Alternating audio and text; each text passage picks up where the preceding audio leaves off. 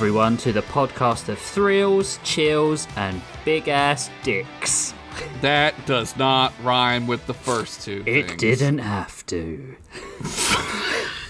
Welcome, a real aggro right now, Rich. It didn't have to. Welcome, fiction-deprived losers, to Bros Before Pros. 2 prompts, 3 stories, infinite laughs, or your not money back. No refunds. No refunds, bitches. Send money. Send it, but it's not going backwards. Money, please. Money, please. I'm Rich Masters, and as always, with me are my co-Bro Pros hosts, Oh. Josh Henderson What's up? and Jeff Pennington. I like that. I like co-bros, pros, pros. Say that 2 Pose. times in any order. There you go. This week, we are talking Nemeses and Gems. Oh, yeah. We're talking Sega Gemeses. I had fun with these prompts. I'm not going to lie. I really liked, specifically, both of them were really good. Like, sometimes I get the prompts and I'm like, oh, fucking hell, what am I going to do Like with this? when it's frogs? But genuinely, frogs and socks were really good prompts. I know we thought they were going to be bad, but they ended up really good. Well, that's because we're great and awesome. That's True. true. That's true. It's not the prompts. It's definitely not It's the prompts. us. Yeah. It's us. We spin straw into gold. Into linguistic gold. Gold booties. We're 3 beautiful Rumpelstiltskins. Yep. Yeah. Humpelstiltskin. Humpelstiltskin. That's a shirt. Josh, you Yeah. have the privilege of not having a terribly sore throat at the end of the night because you're going first. Okay, well, I've been taking Sudafed for 2 weeks straight, so let's do Let's this. see how that Not goes. recommended. Makes my skin crawl. Ugh. Perhaps there's something What? in there. Yeah, it's not good. My episode is called Butt Babies. But babies, they make your dreams come true. I hate naming these, by the way. Yeah. Like, I'm really bad at naming these. Oh no, that was great. No Okay, notes. thanks. Thank you, Rich. I'll remember that you said that. Jeff. Damn, I knew it was headed in that direction. I was like, how do I save this before I get here? It's too late! That's fine. The realm of Daranos can make you rich, or it can make you a bitch. Wow. It's kill or be killed out there, like a Game of Thrones episode during the mid-run of the show when it was good and the Hound was just going around killing who the fuck ever. And then the show got all bad and someone got fired probably for no reason. Wait, what was I talking about? I couldn't possibly say what you were talking about. Oh, right. Daranos. This place is either going to make you 3 your genes or 2 yourself when your corpse hits the ground and all the poop in your butt flies out of your body because you have no muscle control anymore as your brain signals dim out into the great void. God, if only. Too real. This. But all around there is magic. You mean the magic poop-mancy isn't magic?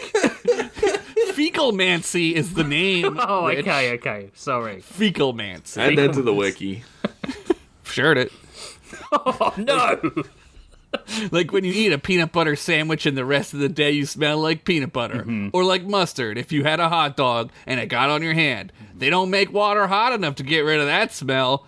Even in the smallest of creatures, magic can be found. Heroes of all sizes, mostly going unnoticed by the hustle and bustle of everyday life. Derek! Yelled a matronly voice from across the woods. Derek and supper, sweetheart! Dropping an acorn, Derek the Murkmonk scurried across a fallen log and did a front flip off of it, landing on his feet. In his hand, he waved a small stick. Avast ye, scallywag barnacles. Yeah, that's it. Avast, you will never get my nuts. Derek said as he parried and riposted against his imaginary foe.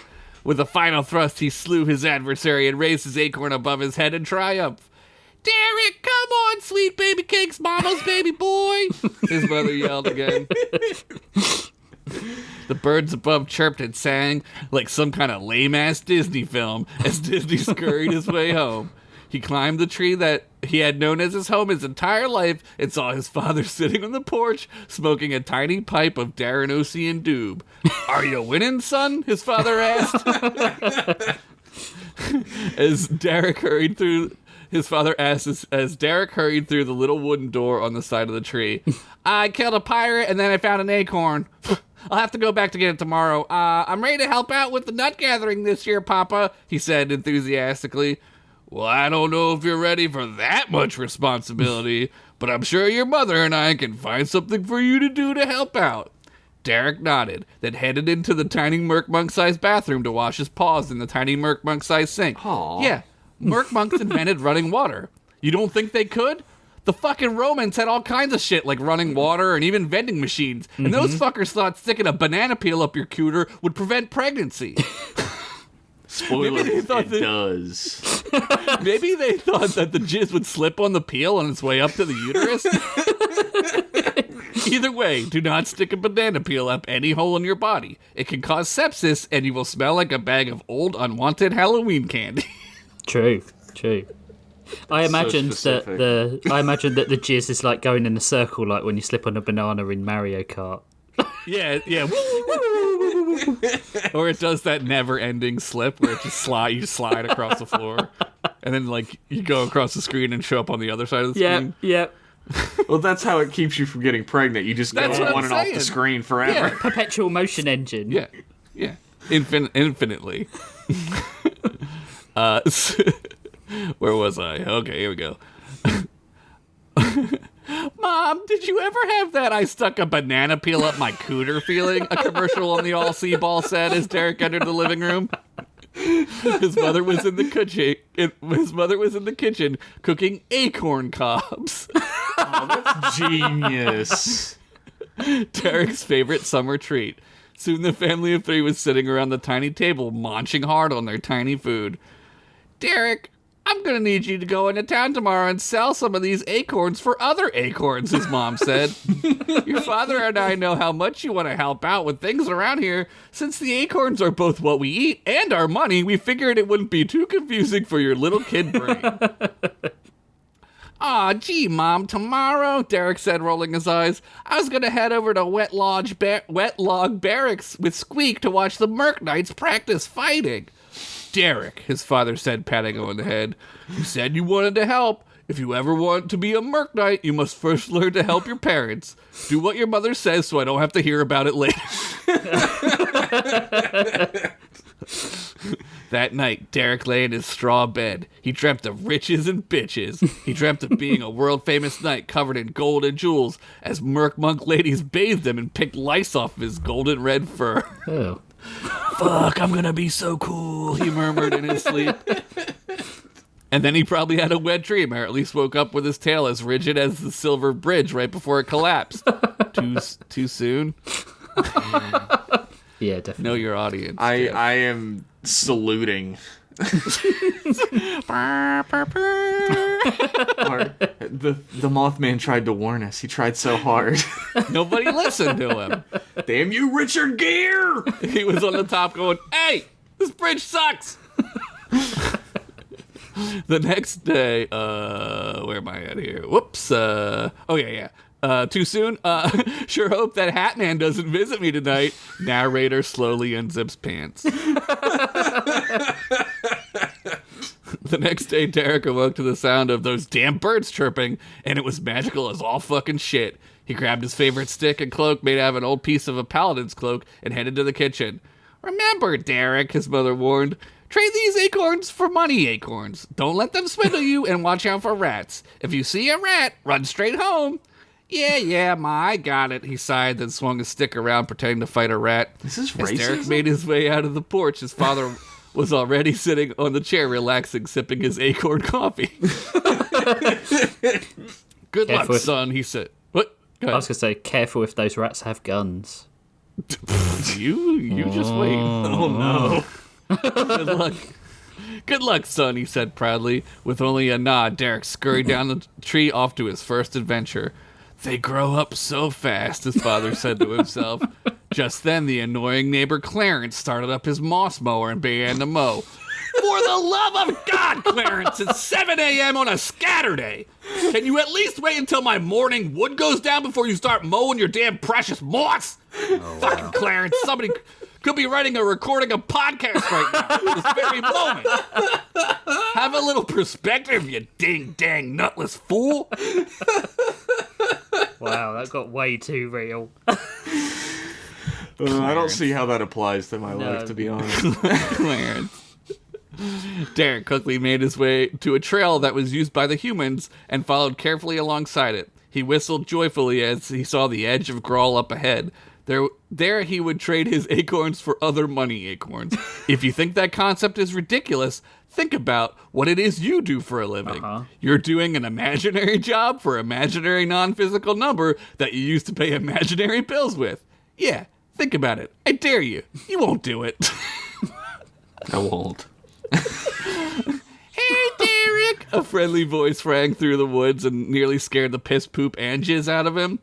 Oh, hey, Squeak, Derek said, composing himself. Squeak was his best friend. She was smaller than Derek and wore a newsboy hat that fell off of a Blargby doll. Sometimes I forget I write stuff. She was a bit of a tomboy, but she was always there for Derek. Going to the market for your mom, huh? She said as she let out an impressed whistle. I'm impressed. Yeah, want to come with me? Then we can go watch the Merc Nights. Nah, I can't. I'm not allowed into Grawl yet, she said disappointedly. My mom says, and I quote, if Las Vegas had a baby and the red light district had an open relationship with a sewage plant and they had a butt baby, but they didn't know who the father was, the sewage plant or the red light district, whatever that means. Good memory. Just then, a glint of something hit Derek's eye. Look over there, Squeak, he said, pointing into the woods. The two rushed over and cleared away through the brush. Whoa, Squeak said, shocked. What is that? I don't know. It's like some kind of gem? Ding. Ding. There before them stood a bright red ruby the size of a tennis ball. Do you know how rich we are? Derek said, grabbing Squeak and hugging her. We can be knights and we can swashbuckle and you can pick the lice off of me. Wait, what? Squeak said, stopping in mid-hug. Nothing. Forget it, he stammered, covering his ass quickly. We can sell this thing at the market and be wealthy.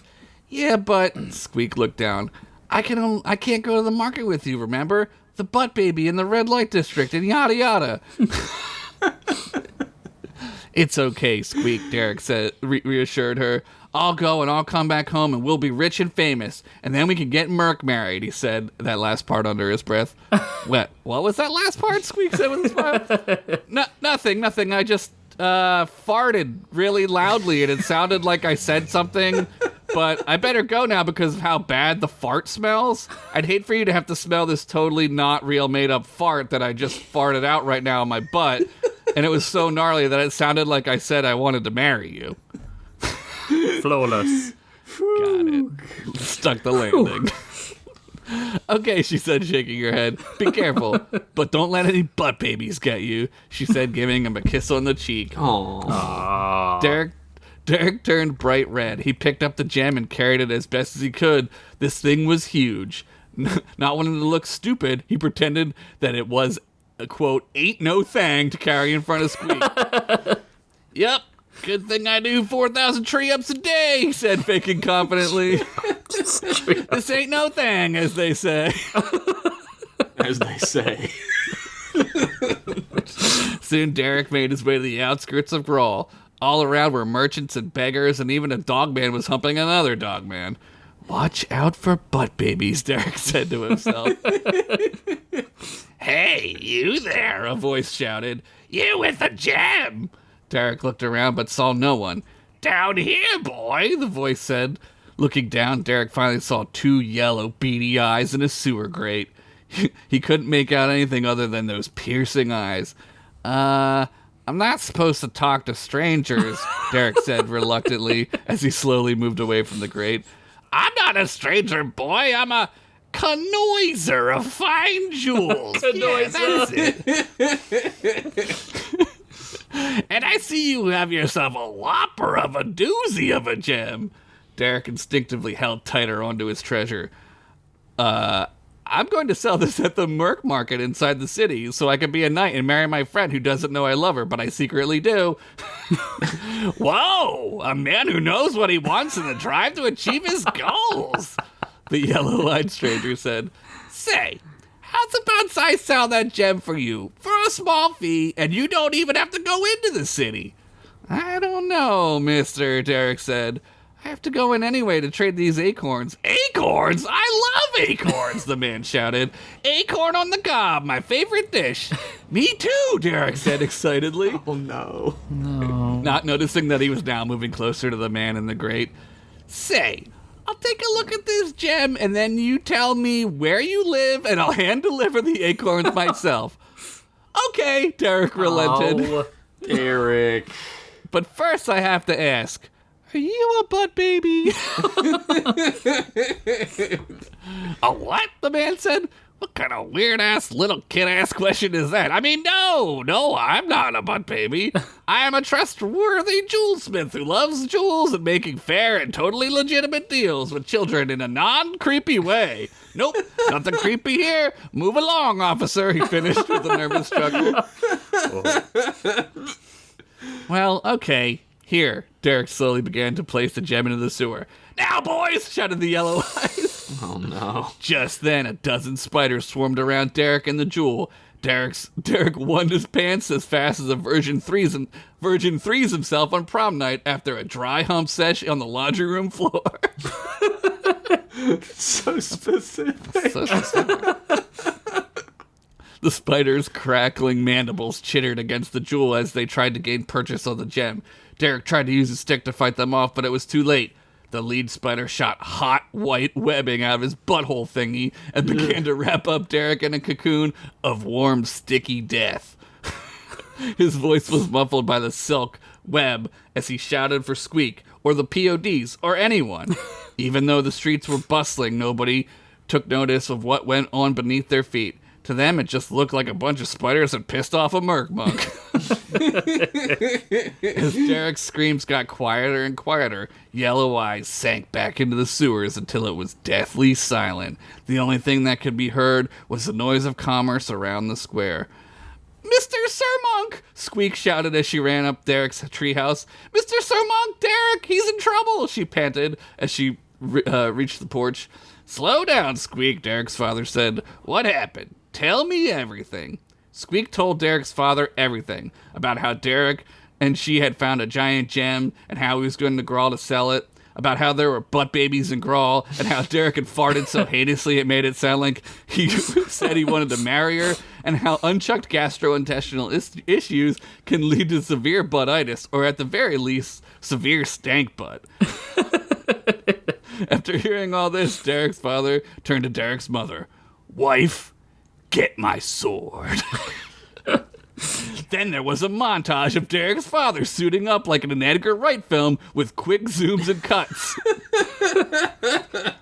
He grabbed his sword, Silk Ripper, which was just the dominant side of a half of a scissors.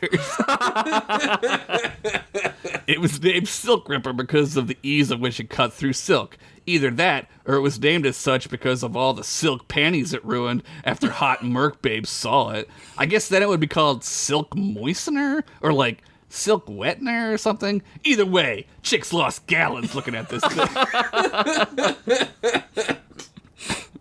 Derek's father made his way to the Merc Knight barracks, loaded up with full Merc Knight armor. "Captain?" one of the cadets said, immediately saluting. Captain, I thought you had retired." "My son is in trouble. I need a mount. Now, cadet," said Derek's father. He was once a captain of this guard and well respected. Probably explains why he doesn't do anything all day except yell at hooligans. Sir, I'm sorry, but the Crow Brigade is on maneuvers this weekend, the cadet said. But if you hurry up, you can catch them. They're training near Bone Down Bluff.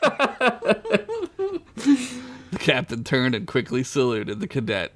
Soon the captain found the Crow Brigade training grounds. All around were humans and orcs and every big type of person making out. This was Bone Down Bluff, and a preferred place for the Crow Brigade to fly around on the backs of their crows and steal shiny objects from big people as they poured fluids into each other's orifices. We do love doing that. Yep. That's true. Lieutenant, the captain commanded. Captain, what are you doing here? I need a steed now, the captain barked. I'm sorry, sir, but I can't. They're just taking off to find some shinies, the lieutenant stammered. Hey, bro, you looking for a mount? A booming human voice said. Ah, cheese it, we're synced, the lieutenant said as he pissed his pants and ran away. Who said that? The captain swung around his sword at the ready. Up here, little guy. The captain looked up to see a human male looking down at him. On his arm was what humans would call a top choice hottie patati with a booty you'd want a shooty on with your 3 hoes. That old saying. Yep. We do say that a lot. I think it's from the 50s. It's my family's coat of arms. Damn. I want to join your family. You can understand me? The captain questioned, looking up at this giant of a man. Sure I can, the boy said. I'm a druid. We talk to everyone in nature. Name's Jimmy, by the way. The human held out his finger, and the captain grabbed it and shook it. Jimmy laughed as his date began to chew gum and do her makeup in a small handheld all-see ball. So, why the urgency for a mount? Jimmy asked. The captain went on to tell Jimmy what had happened to his son and how he had been captured by butt babies and how his son had a fart so legendary it was like his butt was speaking nay. His butt was channeling the gods themselves. This game of telephone going. Jimmy rubbed his chin and without hesitation blew a whistle so magical and musical that if humans could hear it, it would solve all of the world's problems. Kids would no longer go hungry, and the ice caps would refreeze, but this time into shapes of butts and dicks and tits for all generations to marvel over. Wow. After he was done, a fire falcon screeched its way through the twilight clouds, its red, fiery feathers blazing through the night. It landed next to the captain and nuzzled up against him with his cute Murkmonk chin. This is Screech, Jimmy said. He's a longtime friend. Now he will serve you in your time of need. He is now your friend. Take care of him. With that, the captain mounted Screech and blazed off into the darkening skies. Now where were we, baby? Jimmy said as he used the same finger he shook the captain's hand with to go back to fingering his date. No! Jimmy, you nasty Bird bitch. flu! Damn, you're gonna get... You're gonna get infections. Screech landed in the market outside of Grawl with a screech. The market was all but empty, as shop owners and flea marketeers had all packed up for the day.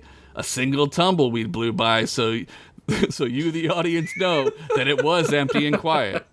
I have to put stuff like that in these stories because most people in the flyovers don't get the subtlety of my stories. I literally have to finger bang them with the information. I mean, how droll. Screech nudged the captain as he looked over toward the sewer grate. There on the ground was a tattered old piece of a POD's cloak. Derek, the captain said, running over to it. He picked up and smelled it, trying to pick up the scent of his son. Ew, he said. Why does my hand smell like a Caesar salad? Oh. Jesus Christ. Jeez. Who writes this shit? Oh, man. Last night, Josh told us that he had written the most disgusting thing he'd ever written before. I'm hoping it was that. Yeah. I didn't know. Now you know. He put a piece of the cloak into his belt and unsheathed Silk Ripper. He then patted Screech on the beak and said, "Stay here, friend. We may need a hasty exit." With that, the captain entered the sewers to save his son. "Place the gem onto the pedestal of power," Yellow Eyes said. His eyes gleamed a bright, sickly yellow like piss on a hot summer morning after a night of drinking tequila and possibly other people's piss. Who knows what was in that bottle Jeremy brought over? Classic Jeremy. Dude brought a bottle of piss to a party. "Sir, what are we going to do with this gem again?" said a rat underling. "You idiot!" Yellow Eyes said. That was so Cobra Commander. It really is. Yellow Eyes said as he slapped the taste out of his underling's mouth so hard his mama felt it. "Did you know she was always so stupid that she put lipstick on her forehead just to make up her mind?" Oh my god. A classic in this episode. As Yellow Eyes stepped forward into the light, all could see his glorious abysmalness. On him clung a torn Napoleonic coat. His rat face was scarred and mutilated by battle, but where his legs should be, there was only a thorax of a spider. "Sorry, General Ratzaloff," the rat's underling said. "Yeah, No, move it closer to... Yeah, right there. The stairs, yeah. Don't hit the chandelier with it. Okay, left. Okay, stop. The general directed his troops to move the gem with the precision only a half-rat, half-spider general could. All around, spiders and rats were feasting on the bones of pigeons and bug parts and, like, whatever the fuck else rats eat. People, I don't fucking know. Mm-hmm. In a cage hanging over a cooking flame, Derek sat huddled in the corner, trying to avoid the heat. General Ratsalov lurched over to the cage, his lower body seemingly moving faster than his upper body he was used to. He ran one of his chitinous legs across the bars of the cage. The ringing from the bars startled Derek as he looked up with tears in his eyes. Why are you keeping me here? Just take the gem and let me go, Derek pleaded. Why? The general began to laugh like a maniac. Because we're rats. We do what we want and piss off whoever we want.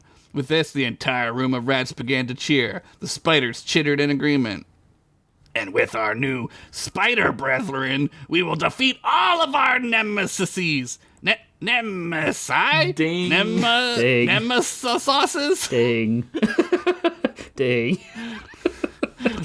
What is the plural of that word? "We love you, General!" shouted a fanboy rat from the back. The general did a wink and a finger guns with his spider leg. Those frogs think they're so smart, he went on with no context or prompting whatsoever to this topic. Like a Republican who just needs to let everyone know, now we're talking about what he wants to talk about. Attention, everyone. Grandpa has something to say. Everyone stop what you're doing and listen to this guy. Give him his platform. Please respect his unvaccinated opinions. And if pissing off the Murkmonks is the price we have to pay for keeping this priceless gem, then so be it. We'll go to war with them too! As he finished, the room roared with applause. Derek sank back down into a fetal position and cried for his father. Above the cage, the captain was peering into the room through a hole in a pipe. He was furious with adorable rage. He could hear hot Murkmonk blood pumping in his ears. He gripped Silk Ripper and gritted his teeth. With a rush of adrenaline, he leapt from the pipe above and with a single swing cut through the chain holding up Derek's cage. He then used his momentum in the other hand to swing the cage out of the way of the fire below. Derek hit the ground with a clang and the cage broke open. "That's my son, you butt baby," he said as he superhero landed in front of Derek. "Look, boys, our first Merc Knight," the general said, laughing. "Kill him!" With that, Spider and Rat alike crowded around the captain like that one scene from Kill Bill with the crazy 88s. He held up his sword and saw in the reflection behind him that he was surrounded. Good thing he came here to kill kidnappers and chew acorns, and it looks like he was all out of acorns. With a slash, he cleaved a rat unyieldingly cleaved a rat underling in twain. The two halves of his body slowly slid apart as the viscosity of his innards gave way. As they hit the ground, a spray of blood shot out and covered everything in rat blood. After that, a spider leapt from high above, but the captain dodged artfully out of the way. With a single roundhouse kick, he booted the spider into the fire. It popped and hissed as its exoskeleton began to heat up and boil the spider from the inside. This caused a nearby rat guy to puke and die from a heart attack. Anyone else? The captain said smugly, smiling through a face full of red rat blood. Derek took cover behind a pipe as his father cut his way through everything that didn't have a poofy tail. With a clang, his father held up a rat off the ground with one hand. As the captain squeezed the rat's neck, Derek could see his eyes bulging out of his skull until his father's grip caused the rat's head to explode. Holy shit, the general said. Sitting on his throne, eating acorn on the cob. Wow, he would say, as the butter was dribbling down his rat face, as he watched his minions being torn apart by the cutest hero since Buff Cat, trademark Daranos, all rights reserved. You'll never get the gem, the general shouted. I don't want your gem, shouted the captain back. Besides, the captain looked over mid-kill to see the giant red gem. That's just a bunch of melted lollipops that got stuck together. Probably from some kids out in the woods eating candy. What? No, it's a ruby, the general said, doubling down. Look, it has ruby sticks in it. Ruby sticks? Ruby sticks? The captain squinted. Yeah, real rubies have these white little sticks in them. That's how you know quality rubies are, right? Am I right? Right, guys? The general said, looking around for validation. Just then, the ground began to rumble. Off in the distance, loud war horns bellowed. Charge! Shouted a frog at the sewers, flooded with frog warriors. Oh shit, it's the frogs, the general said. Where's my gun? The chaos of battle was the perfect opportunity for the captain to grab his son, and with a Jedi-like leapt into the broken pipe and to freedom. As they exited, he saw the general with a rat-sized gun just blowing frogs away. Where the fuck did he get a rat-sized gun from? Derek thought to himself. The next day, Derek awoke to Squeak sitting beside his bed. He had been through heck, but he had survived the butt babies. Squeak, he said weakly, your mom was right about the butt babies. Shh, she soothed him. You need rest. She patted his head and began to step out of the room. As she reached the door, she looked back at her friend once more. I'm gonna marry you, Squeakaleek McMurkenstein, she said quietly in his sleep, and then let out the loudest fart anyone had ever heard. The fuck is going on in there? The captain yelled from the porch. The end.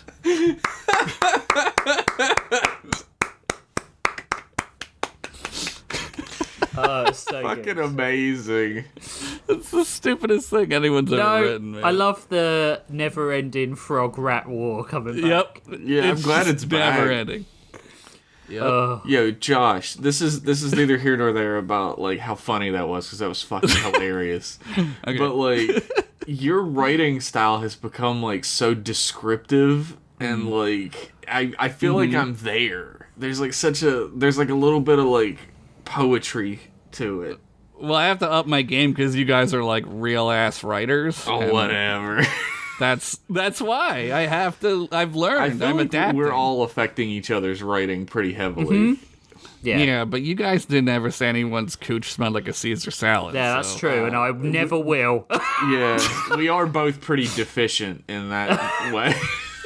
So I'm gonna say something here. Whenever you, well, I don't need to announce that because it's our fucking podcast, but I am gonna say. Yeah, you're something. talking. I know it's you. Yeah, thanks. I'm the British one. I'm gonna say words. So when you are telling a story, when you get to a really descriptive part, I see one of those kind of like watercolor circular pictures that are in like children's books. It's a really weird visualization I have, but like when you were reading and I was like, he's going to put the rat and the gun in. And then I saw in my head like a Winnie the Pooh-esque watercolor rat with a gun, and I was like, it's gonna be so fucking funny. What a fucking hilarious juxtaposition. Like, well, that's interesting though, because like I was making like a fairy tale, right? What? Like an old like children's German ass fairy tale, right? Where like mixed weird with, shit with happens. a 1980s coming of age film. Which is our fairy tales for us when we grew up. True. But there's an adult level of whimsy to it. You know what I mean? Yeah. Like, and that's what I always picture. It's good. Well, that's it's great. very nice. Thank you. Both of you. That You're story too was nice. so fucking funny. It was really good. Like, Oh my I had God, to continuously lean away from the mic and cover my hands so you could talk, cover my mouth so you could talk. Chocolate rain over here. He moves away from the mic when he breathes. Yeah. Moves away from the mic to laugh. When you brought the general in and he was very Cobra Commander at the start, at the end, he became very the Monarch. And I was like, oh my god, he's the Monarch. I was going for more like a monarch, right? Yeah. Just like this idiot, Yeah. right? Like he doesn't know what he's doing.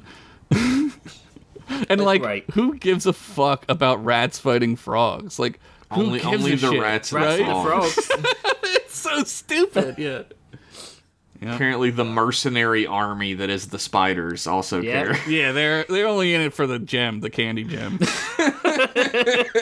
Ruby sticks. It's so fucking funny. That was so good. Stupid. That is a good opener. So, Oh god, I have to go after yeah, that. I was gonna say, no. we've got to go next now. All right, so we're gonna take a break to reset our jaws because we get really sore laughing and through these jokes. Yeah, from the laughing. That's Yeah. why. Only the Not laughing the- makes not our, the sucking our dicks, jaws and our definitely throats real sore. For Not some reason, my O-ring hurts really bad. that's where we laugh from.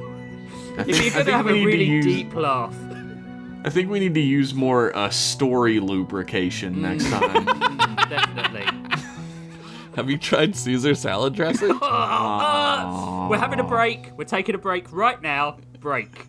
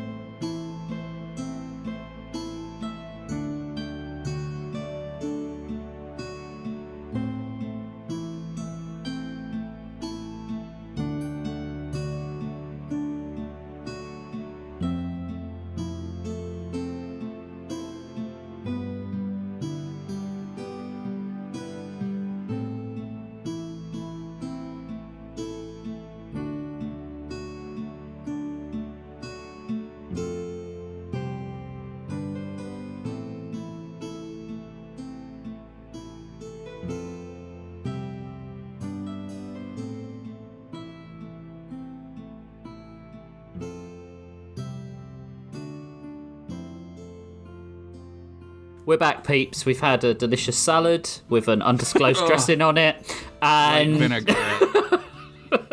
and it is time for Mr. Pennington to tell his story, his spooky tale. I don't know. Story me, daddy. I don't know how spooky it is this time. The title of my story is The Hunter Hunters. Oh, What? That's cool. I get that. I get that reference. I get that reference. Things had settled for Kayla S. Hunter recently at Marshall University. The routine had crept back into her life thanks to finals week, and she had lost track of the mystery of the city buried beneath the town, housing an ancient temple to chthonic deities beyond all recognition or understanding that was run by a secret cult leader who happened to be the mayor of the town and his secret cult that was bent on the extermination of all life on the planet and their own ascension into godhood. You know, that old chestnut. Life finds a way of getting rid of your hobbies. Yeah, life gets in the way sometimes, you know. Yeah. She'd get to it. Get off her goddamn back. Jesus.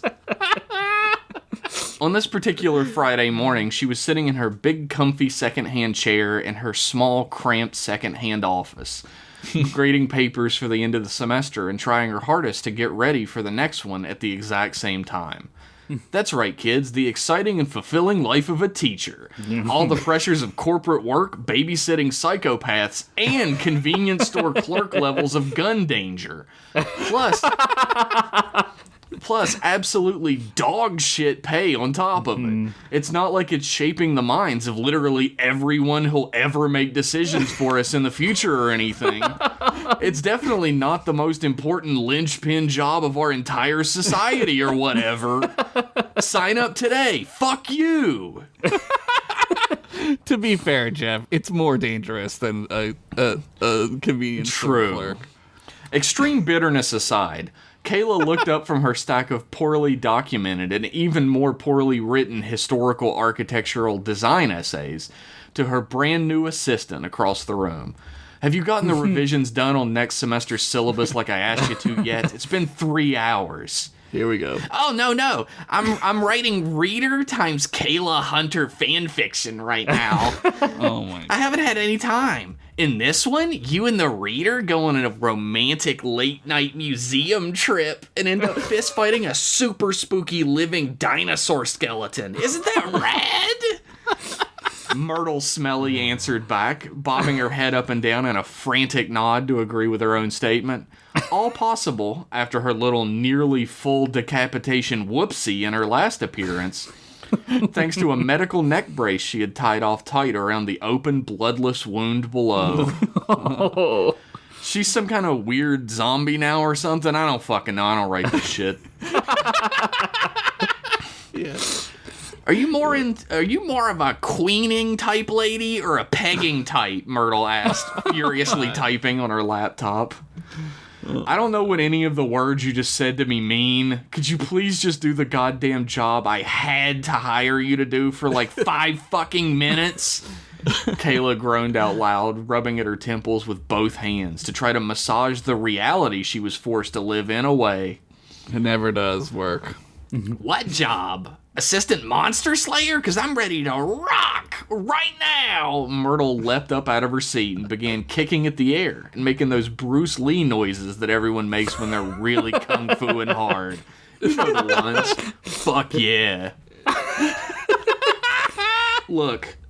Kayla again groaned out under her breath, switching to rubbing the bridge of her nose instead. The headache didn't go away since it had human form and was doing the pose from Karate Kid on top of a chair in the middle of her office now. But every little bit helped. I just need the syllabus revisions. You're my teacher's assistant when we're here. That's the cover I was forced into so you wouldn't go tell everyone I tried to cut your head off with a sword cane. You came up with it, and yet you haven't done any assisting since you plopped your gross, decaying ass down in here. I'm not decaying, Myrtle cried out, offended. She slowly got down on her hands and knees on top of the desk and dangled her foot off the side of it to try to reach the ground, kicking at it futilely for a few seconds before finally gaining purchase with the toe of her shoe. She then slowly and carefully slid off the desk into a standing position. straightened her back and dusted her dress off officiously. I'm perfectly preserved because of the rituals I underwent when my cult, I mean the cult I'm not in anymore, was preparing me for ascension. Suspicious. Sacrifice, Kayla corrected, her eyes back down at the student work she was grading. Potato, tomato, Myrtle snapped back, Yep. shoving her hands into her dress pockets. Hey, did I tell you my dress has pockets? God. Yeah, about 1,000 times now. Kayla didn't even look up. Well, it does, Myrtle said in return, a little hurt sounding. Knock, knock, knock. A sudden loud rapping at the door sent both of them bolt upright, all eyes turning towards it. Kayla glanced over at Myrtle, who shrugged in return, which caused her to grit her teeth in raging frustration. You make my appointments, Myrtle. Who the fuck is this? Oh, I don't know, Myrtle said back, not even bothering to whisper. By the way, some guy has been calling you for like 3 days now about a job offer or something with an old associate of yours. I didn't write it down because it sounded lame. And nothing lame goes into my radical Lisa Frank Trapper Keeper. Oh, man. God, I hope he calls back. I'm ready to quit and drain septic tanks. Kayla grimaced under her breath before looking back at the door and yelling out, "Come on in, it's open!" It's gotta pay really well, though. The door was flung open then at full force, the heavy wooden structure hitting a metal filing cabinet behind it and rattling against it. In the doorway stood 2 men, one relatively short, perhaps 5'4" or 5'5" tops, wearing a completely white suit, complete with ties, shoes, and a wide, flat-brimmed fedora which shaded his eyes, all in white. Though he was also wearing a pair of black sunglasses underneath them.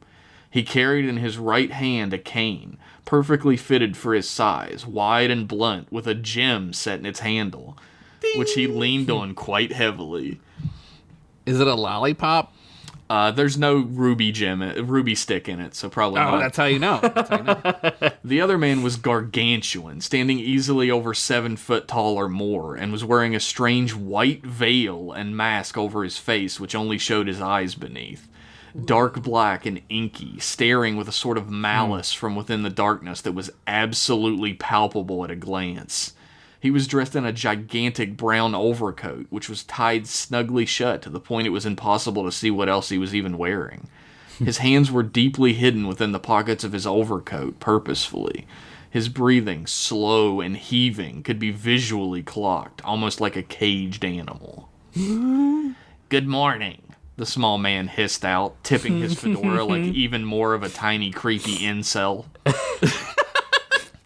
"You may call me Mr. Cornwallis. This is my associate, Mr. Nero."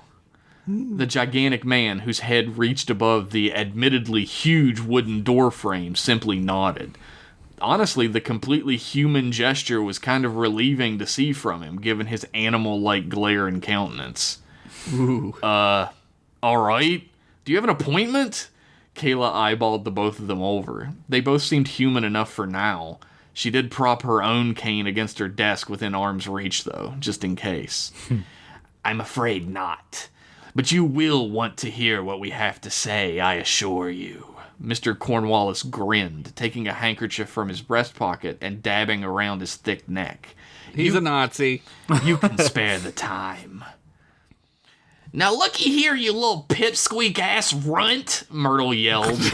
Damn. As she leapt from the center of the room to stand just in front of them, placing her hands on her hips and puffing her chest out. Ironically, she was looking the guy like square in the eyes, because they were pretty much the same height. "Sorry, short kings. Professor Hunter ain't got time for your horseshit shenanigans, so go online and make an appointment to meet with her that I'll definitely forget to tell her about, like everyone else." Kayla grinned, sitting back in her chair. Maybe this was a good decision after all. "Ah, the failed disciple," Mr. Cornwallis said, shaking his head ruefully. "It would be a shame if it were to get out that you're a few ligaments away from completely losing that loud, obnoxious head of yours, wouldn't it?" Mr. Nero snorted a heavy laugh from beneath his mask, glaring down at Myrtle as he did. What the fuck? How do you know about that? Kayla sat forward in her chair again, grabbing the sword cane next to her and holding it down behind the desk at the ready. Who are you? Oh, good. You're ready to talk. Step aside. Mr. Cornwallis motioned Myrtle away from the door, and for her part, she looked back at Kayla, who nodded for her to follow his orders. She did, reluctantly, but blew a raspberry in his face as he did. Got him. Vexing, he retorted. Myrtle ran around behind Kayla's desk to join her, and the two men stepped inside the room. The gargantuan Mr. Nero having to bend down under the door facing to fit through. The massive man grabbed the door handle with 3 fingers daintily and pushed it closed with a small click, before both men turned towards the ladies. Mr. Cornwallis had a seat in the lone metal chair that was meant for guests in the office, and crossed one leg over the other, fanning himself with his handkerchief. We are representatives of the acolytes of the third birth, Mr. Cornwallis stated blandly, both Kayla and Myrtle being taken aback by the bluntness. But neither responded, so he continued. We were sent here with an offer, let's say. That's one way of putting it. Mr. Nero snorted a laugh again, but held it back from a full guffaw. Mr. Cornwallis smirked widely at his reaction, but continued undeterred. We've been sent to offer you amnesty from our people. We are a legitimate religion and wish to be treated that way. You and your little dead crony here. He thumbed at Myrtle, who threw him the double bird and hard. Whoa! He shook his head. Your terroristic acts of vandalism, destruction, and religious persecution have vexed us beyond reasoning, and we wish for it to end. We are offering you an out. You can walk away from your investigations and your meddling and leave our good people alone. You can live a happy, normal, fruitful life. We will no longer send our agents to pacify your efforts. If there are no more efforts. He smiled, adjusting the sunglasses on his face. Legitimate religion? Terroristic acts? Religious persecution? Are you out of your fucking little mind, you weird-ass, gross little mogwai-looking gremlin-ass dude? Kayla growled out, standing up from her chair and raising the cane in her hand to punctuate each word she said at them. You're a death cult bent on bringing forth some kind of warped, digivolved angel / Cthulhu mix and killing off all of humanity. You're not fucking Quakers. Are you people even more out of your minds than I thought? Misters Cornwallis and Nero exchanged glances, the giant of the two shrugging at the little guy, who shook his head in return. Both looked back at Kayla with even-tempered stares. You misunderstand your situation, Miss Hunter. This proposition is either a friendly parting of ways, or we will rip you limb from limb and devour you piece by piece until there isn't even a drop of blood for the police to find. Mr. Cornwallis said plainly, without even changing his facial expression. Not that the police would ever do anything meaningful or useful to society anyway, because they're a bunch of worthless pigs. Fuck 12. Hey, Cap.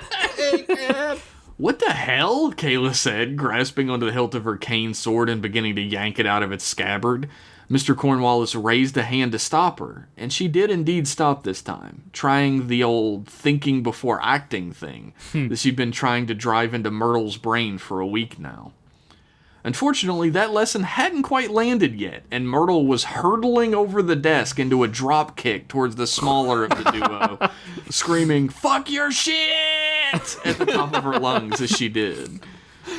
Within the blink of an eye, though, she was hanging upside down, her hair swaying underneath her, and her eyes wide with surprise. The gigantic Mr. Nero's gloved hand had wrapped around her entire calf, holding her 5 feet off the ground and eyeing her with a look of disgust in his eyes. The apostate will cease her pointless, stupid attack. he said in a deep, solemn voice. Mr. Cornwallis looked back to Kayla and waved his hand to motion her to lower her cane. She did as he said, cursing the fact she didn't get a normal teaching assistant who would just bone freshmen and sell weed out of the back of the class. Let her go and we'll talk, Kayla said, as sternly as she could manage with so little control of the situation. Fine, fine. He waved his hand over his shoulder at Mr. Nero, who dropped the girl directly onto her head. Myrtle yelped scrambled up to a seated position to frantically check to make sure her head was still attached. She sighed in relief and shook it. Almost lost my head over that one. Oh, good one. No one in the room even acknowledged her. She drooped her shoulders. Maybe she would say that one later again once everyone had cooled down and everybody would laugh. Yeah, that's definitely what's going to happen. Do it again. You see, Miss Hunter, we aren't normal acolytes. We are clerics of the Umbral Born, who have feasted on not only the blood of an angel, but also the flesh. Whoa. We have ascended beyond the mindless, even beyond the human. We are akin to heaven itself. The larva that will one day become angels. Mr. Cornwallis smiled with serenity as he spoke, leaning back in his chair with pride. We have been chosen for this mission, especially, Mr. Nero stated plainly. Mr. Nero and I were ascended beyond humanity very specifically, Miss Hunter. We were gifted with the tools necessary in this bodily form to hunt a very specific prey. That is to say, you. We are a new breed. The Hunter. Cornwallis grinned, showcasing a row of shark-like razor-sharp teeth behind his lips. This dude rules. You mean like the anime? Myrtle pipes up, causing everyone else in the room to look at her, confusion dawning on their faces. Yeah, it's a manga also. Hold up. The entire conversation ground to a halt as she picked up her backpack from the corner of the room, unzipped it, and dove in with both arms to rummage around. Messrs. Cornwallis and Nero exchanged awkward glances, and Kayla tried her best to think of some kind of game plan to get past them, or kill them, or anything other than learn about another anime from Myrtle. or the limb from limb thing, whatever they said earlier. Yep. Aha! There it is! Myrtle yanked a small paperback copy of Hunter x Hunter Volume 1 out of her backpack and held it up towards the ensemble. Hunter x Hunter! No, there's clearly an X in the title. It's Hunter x Hunter. It's not the same. Mr. Cornwallis snapped, feeling his time was being wasted on purpose now. In Japan, you don't pronounce the X in titles. It's like Spy Family. It's not Spy X Family, Myrtle snapped, waving the book at them like it proved her point. that doesn't make any sense, Mr. Nero said plainly. They did call it Mega Man X for the Super Nintendo, though, Kayla piped in, confused about the situation herself. Timely and relevant. No, that's different. It's not in the middle of the name. Myrtle was getting increasingly annoyed, pointing at the X in the middle of Hunter x Hunter on the front of the book. Why would it be different in one and not the other? Mr. Cornwallis snapped. It's a different medium, Myrtle yelled. Enough. That's not why we're here. Mr. Nero shouted. Mr. Nero. Thank you. Pounding his fist into the top of the filing cabinet by the door, which caved in down to the bottom drawer just from the force. Everyone stopped yelling and turned back to him. Hey, I have important files and shit in there, Kayla screamed out. Or rather, she assumed she had important files in there anyway. Like, the previous head of the department probably put stuff in there or something. We will give you one final chance to forget everything you know about the Acolytes of the Third Birth, Kayla S. Hunter, Mr. Cornwallis stated bluntly, or we will kill you and the apostate here and now. While everyone had been paying attention to the loud, destructive outburst of the massive Mr. Nero, Myrtle had silently slipped past the two of them out into the hallway. a feat that Kayla only caught the tail end of, seeing her disappear around the corner of the doorframe. For her part, Kayla spoke up loud, trying to draw attention to herself. "And if I don't?" she yelled, grasping her sword cane tighter for effect. Mr. Cornwallis and Mr. Nero exchanged glances one more time before looking back at her. "Will kill you? I literally just said that, didn't I?"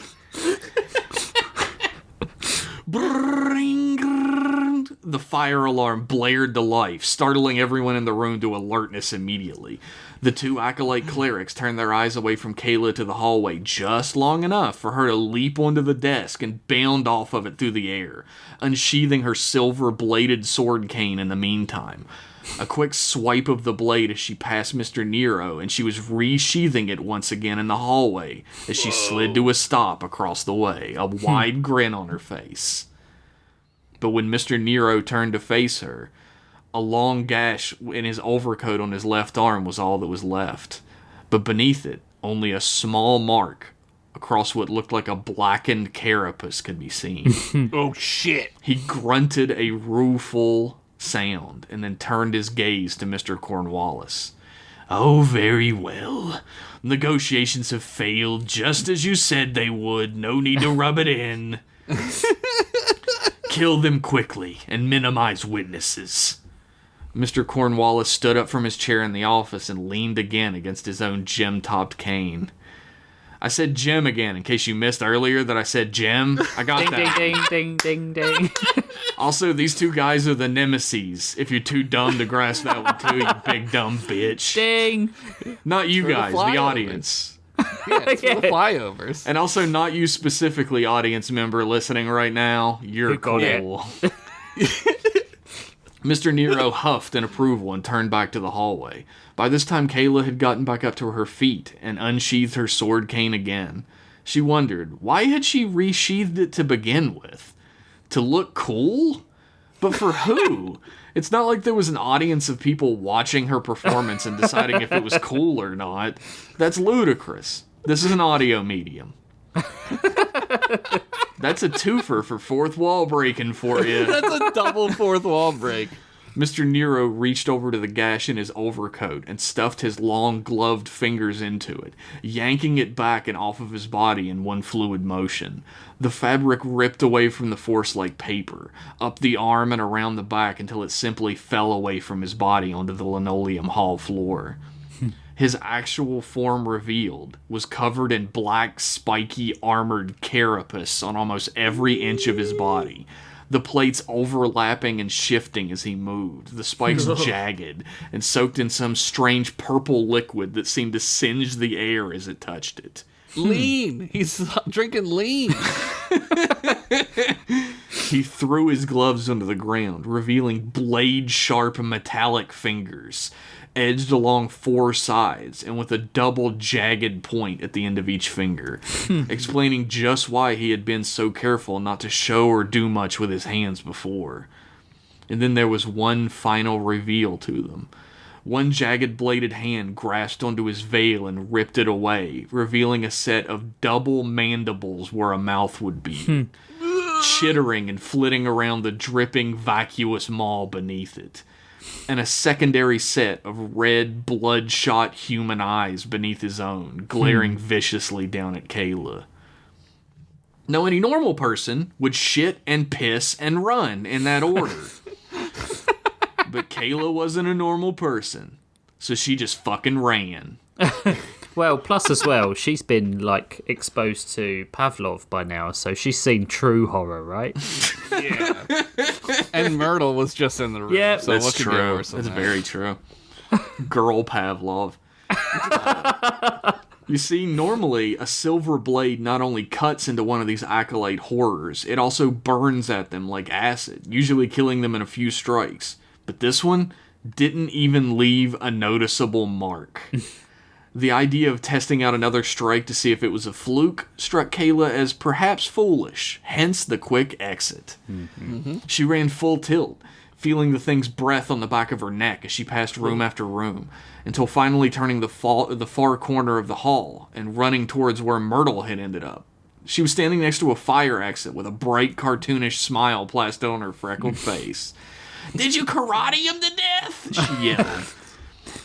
But when Kayla ran past her and she heard the cacophonous drumming of massive footsteps coming behind, she decided she'd ask again later and just go ahead and run herself.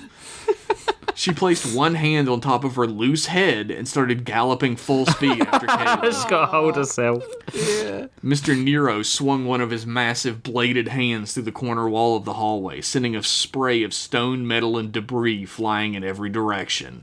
His leaping chase closing distance, just as Kayla and Myrtle managed to not be impaled by the sailing chunks of construction material. He roared out a hideous, inhuman sound and slammed both bladed hands into the ground, barely missing Myrtle's body, fortunately. Unfortunately for everyone involved, the weight of the rampaging bladed crab monster and his destruction of a support beam in his overzealous attempt on their lives caused the entire hallway floor underneath them to collapse inward, both walls caving down after them in a billowing sea of stone, wood, metal, and plaster, a virtual avalanche of building materials that threatened to bury all three of them alive under it should they be caught in it. Damn. But Kayla thought quickly, inspiration like a lightning bolt striking her at just the right moment. Myrtle had just about caught up with her when the floor began to give way, so she just stopped running and grabbed her charge around the waist, holding her sword cane with the other hand. The wall came inward towards her like a literal ton of bricks, with a speed unlike she'd ever seen before. But in the split section where a decision had to be made, she made it. The wall next to her had a window close by, and it was collapsing inward as well. So she adjusted her body and Myrtle's the best she could and jumped forward with everything her legs could give her. She Charlie Chaplin'd it. Bashing through the glass and sending it raining like confetti through the air, and sending both of them out into the open and out of danger. Mr. Nero bellowed after them as he was sucked down into the avalanche of destruction and buried beneath the rubble that was once the third floor of the Architectural Studies building. But if you notice, I did say third floor. Yeah. A thought that hadn't occurred to Kayla when her fight or flight said jump the fuck out a window to get away from danger. It's gonna hurt. The momentary elation of not getting murdered by the third floor of a building falling on you was cut painfully short when both Kayla and Myrtle, flailing their arms as best they could and high-pitched screaming, began falling those 3 stories towards the concrete quad below. Use Myrtle's body. Yeah, learn to Myrtle. Bam! Tuck and roll. Crash! Bang! Dr. Wiener's patented corn dog cart was crushed under the weight of 2 screaming women who just fell from the fucking sky.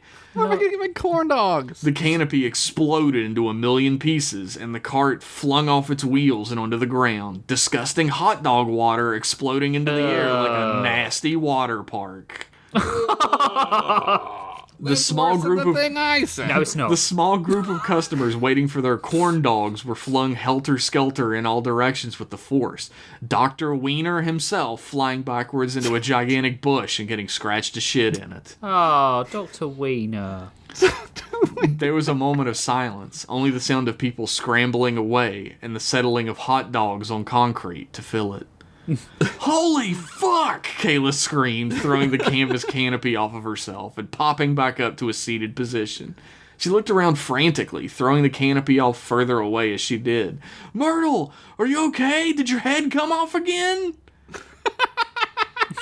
If any of the people who had been here when they had landed were still around, everything she just said made them get the fuck out of there immediately, because they were dealing with a whole new breed of nut job. Yeah, it's on right, isn't it? Myrtle popped back up, her head slightly askew, but still attached by the slightly busted neck brace that was tightened around her neck. God. Kayla placed both hands on the side of her head and yanked it back forwards with a sickening cracking sound, adjusting the neck brace around the front again. Yeah, you're good. Let's get the fuck out of here, now! Both of them stood up, dusted themselves off, and ran at full tilt towards the parking lot to get the fuck out of Dodge. A moment passed before 2 familiar figures stood at the gaping hole in the wall where the third floor used to be, staring down at the 2 escaping figures. both dressed again how they originally appeared in disguise somehow. It's like moon magic or something. Stop fucking asking. Yeah, I wasn't gonna. I knew it was moon magic. Yeah, no questions. Should we go after them? Mr. Nero said, completely unbothered about all the carnage that had just happened. It's unnecessary. We know where they will be going once they make contact, Mr. Cornwallis said, dabbing at his neck lazily with his handkerchief once more. It will be a simple matter to kill them then. Vexing, though. Vexing indeed, Mr. Nero stated plainly. Oh, God, no! Dr. Wiener had crawled from the bush he'd been thrown to and dropped to his knees in front of his crushed, destroyed cart of tepid wieners and rapidly cooling batter. Tepid wieners! He bashed his fists against the ground repeatedly, throwing back his head in anguish. My cart! How will I feed my wife and children? How will we live? Oh God, I'm ruined! My legacy! Do they not eat wieners? Eat corn dogs. Yeah. Kayla was driving well above the speed limit across the bridge out of Huntington, her knuckles white as she gripped the steering wheel of her old beat-up 1968 BMW 202, the old jalopy barely holding together at the velocity they were traveling. We gonna talk about what the fuck happened back there, or... Myrtle said cautiously, trying not to wince at all of the cuts on her legs she was gonna have to live with now, she guessed. Nothing ever seemed to heal on her anymore, after all. I don't know. I know just as much about this shit as you do, Kayla said with exasperation in her voice. I mean, well, maybe not as much in some ways and more in others. You don't know those two? You were in this cult for a while. Not every cult member knows each other, Kayla. That's like racist or something. Kayla launched a virulently angry glare at Myrtle. Yeah. Or, no, like, at least cultist? Wait, no, that's not right. It's, she trailed off. I don't even know where the hell I'm going right now, Myrtle. Give me some time to think here. My office is destroyed. If they know where my office is, they definitely know where my house is, so we can't go there. She groaned in frustration, shaking her head. We need a way out of... Ring. Oh no. What? Kayla's Secret. phone began to ring and vibrate on the dashboard. She side-eyed it for a moment and then looked over to Myrtle, who nodded silently. She picked it up, hit accept call, and held it to her ear. Professor Hunter's office, what can I do for you, sexy? Myrtle said casually. Kayla grimaced, hoping beyond hope that the practiced, polished way that she said that didn't mean she'd been answering the office phone like that this entire time. Okay, look, buddy, how many times do I have to tell you? You can see Professor Hunter when you get an appointment, Myrtle yelled out, old frustration bubbling to the surface. I don't give a damn who you are or what organization you're with. Hey, stop trying to talk over me, Mr. Cold. That's rude dude behavior. We talked about this. Rude dude. Cold? Give me that, damn it. Kayla snatched the phone away from Myrtle and shoved it into the console, hitting the speakerphone button. That's driver safety, folks. Nice. Hello? Miss Hunter, it's good to hear from you again. The familiar voice, underlined with a strange static that buzzed in her ears and caused her to feel a little woozy. It was all unmistakable. Indrid Cold, Kayla muttered. I'm pleased you remember me. I'm afraid I'm calling on business this time, however. You see, I would like to enlist your services for a small job in Connecticut. Whitesville, to be precise. Cold spoke clearly, though the static beneath his voice always seemed just this close to becoming overwhelming. Well, Kayla looked over at Myrtle, then glanced at herself in the rearview mirror covered in scratches and bruises. You're in luck, I guess. I'm currently looking for some new opportunities and a change of locale. Splendid, Cold said with an audible smile. Perhaps we can... Tell her I said hi. Oh, God. Another unmistakable voice cut in on the line, the static disappearing entirely when he spoke. probably disgusted away from him like everyone else. Tell her she owes me $5 from last time. She might fall for that. Pavlov Flinch yelled from the background of the call. Please, Mr. Flinch, it's rude to interrupt someone when they're speaking on the phone. Cold tutted, the static returning when he spoke. My organization will arrange room and board for you at an inn just outside of Whitesville, a small skiing town called Lafayette. We'll send you all of the pertinent information. Fine. We're on our way, Kayla said, looking over at Myrtle, who was on her phone scrolling TikTok blandly with a bored look on her face. God. When she noticed Kayla was looking at her finally, she did that shrug head shake combo, like, what? Then went back to strolling. I'm sure we'll be of help. We? God. Cold said inquisitively, but dismissed it before Kayla could respond. Well, never mind. I'm sure you bring only the most trustworthy into your confidence, considering such things. Mm-hmm. We will see you soon. Click. The line went dead. Suddenly, the car ride was a lot more silent, partially with the knowledge that they were headed towards something much larger than either of them could fathom, and partially because they both realized they were going to have to drive for several days together and had packed absolutely nothing. Fucking shit, Kayla muttered to herself. The end! Yay! Road trip, road trip. That was really good. Dude, Thank you. I love those new guys. I had so much fun making the Nemeses for this episode. That prompt ruled, whoever gave it to us. Yeah, I think it was Squid Ludwig. Who gave us Thank that you, one. Squid Ludwig. Squidwardly. Thank you, Ludwig the Squid Lord, from Rich's story. It reminded me of like Indiana Jones or like kind of like Bond villains. Yeah, the sorta, Nazis but- turning up. Yeah. I could definitely see that, especially with Cornwallis, with the sunglasses and the fedora. I liked how they were in the one place the whole time. It's like a scene out of a movie. It just felt very cinematic. Oh, thank to me. you.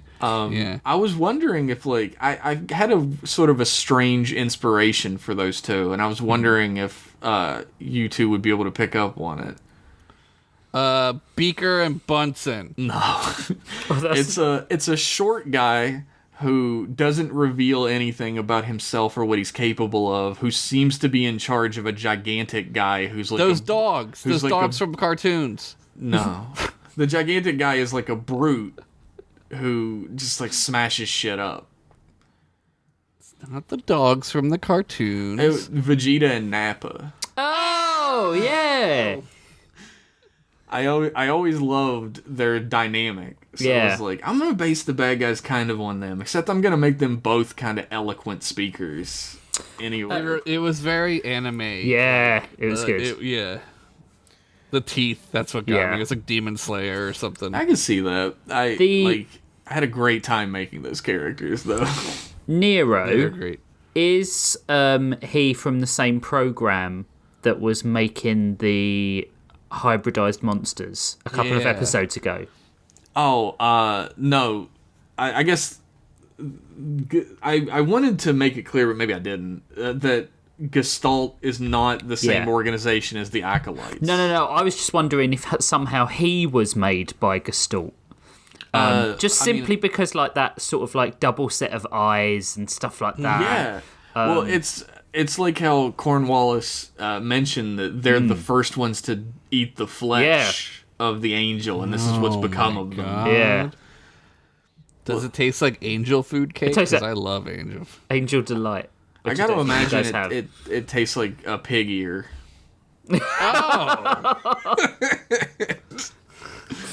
Back to that, are we? Yeah, we're back there, baby. Roast beef, huh? Okay. Yeah, that was really good. I'm glad Thank you. that they're all heading together. I like the heading together element of the story as well. I'm calling it right now. Myrtle, Smelly, and Pavlov together forever. Myrtle is a college student, and Pavlov is in his late 40s. I don't maybe think that would 50s. stop either of them. What would that matter to Pavlov? Or Myrtle. It probably won't matter to Pavlov, but I think Myrtle's gonna think he's a gross old weirdo. Full Myrtle jacket. Okay, now I've got the name of my next episode. You're welcome. Oh man, that was good. I realized we only have like 6 episodes left. Yeah. And I need to do one more Frankenstein to set something up, and then I need to do like everybody, all the modern characters coming together. You guys are like thinking about stuff. Yep. Should I start that? Nah. It's worked so far. Why start now? There is one more character to join this group. I hope it's another Myrtle clone. Jeff's gonna write himself in like Stephen King writes himself in all his horror stories. Beth Bennington. It's the true hero who'll stop the apocalypse. It's Beth Bennington. Ernest Silver Clines. sword. Dude was so cool, he fucked everyone. The chosen one arrives. Young Sandwich. Young Sandwich. Yeah, six episodes left. It sounds really real when you say that, doesn't it? Yeah. And then we have to figure out how to do a Kickstarter. Yep. I mean, we made a lot of work for ourselves. Yeah. Staring down the barrel of the gun, guys. I'm just gonna assume that'll get done somehow. Josh mysteriously dies in a fireball, and we never hear from him again after episode 26. It's like, oh boy, I Flat can't on wait top. can't wait to get started on that Kickstarter, guys. Anyway, I'm gonna go have a cigarette. Fake my own death. Oh man. Fuck yeah. Right, on that pleasant note, we're going to take another break. So we'll be right back.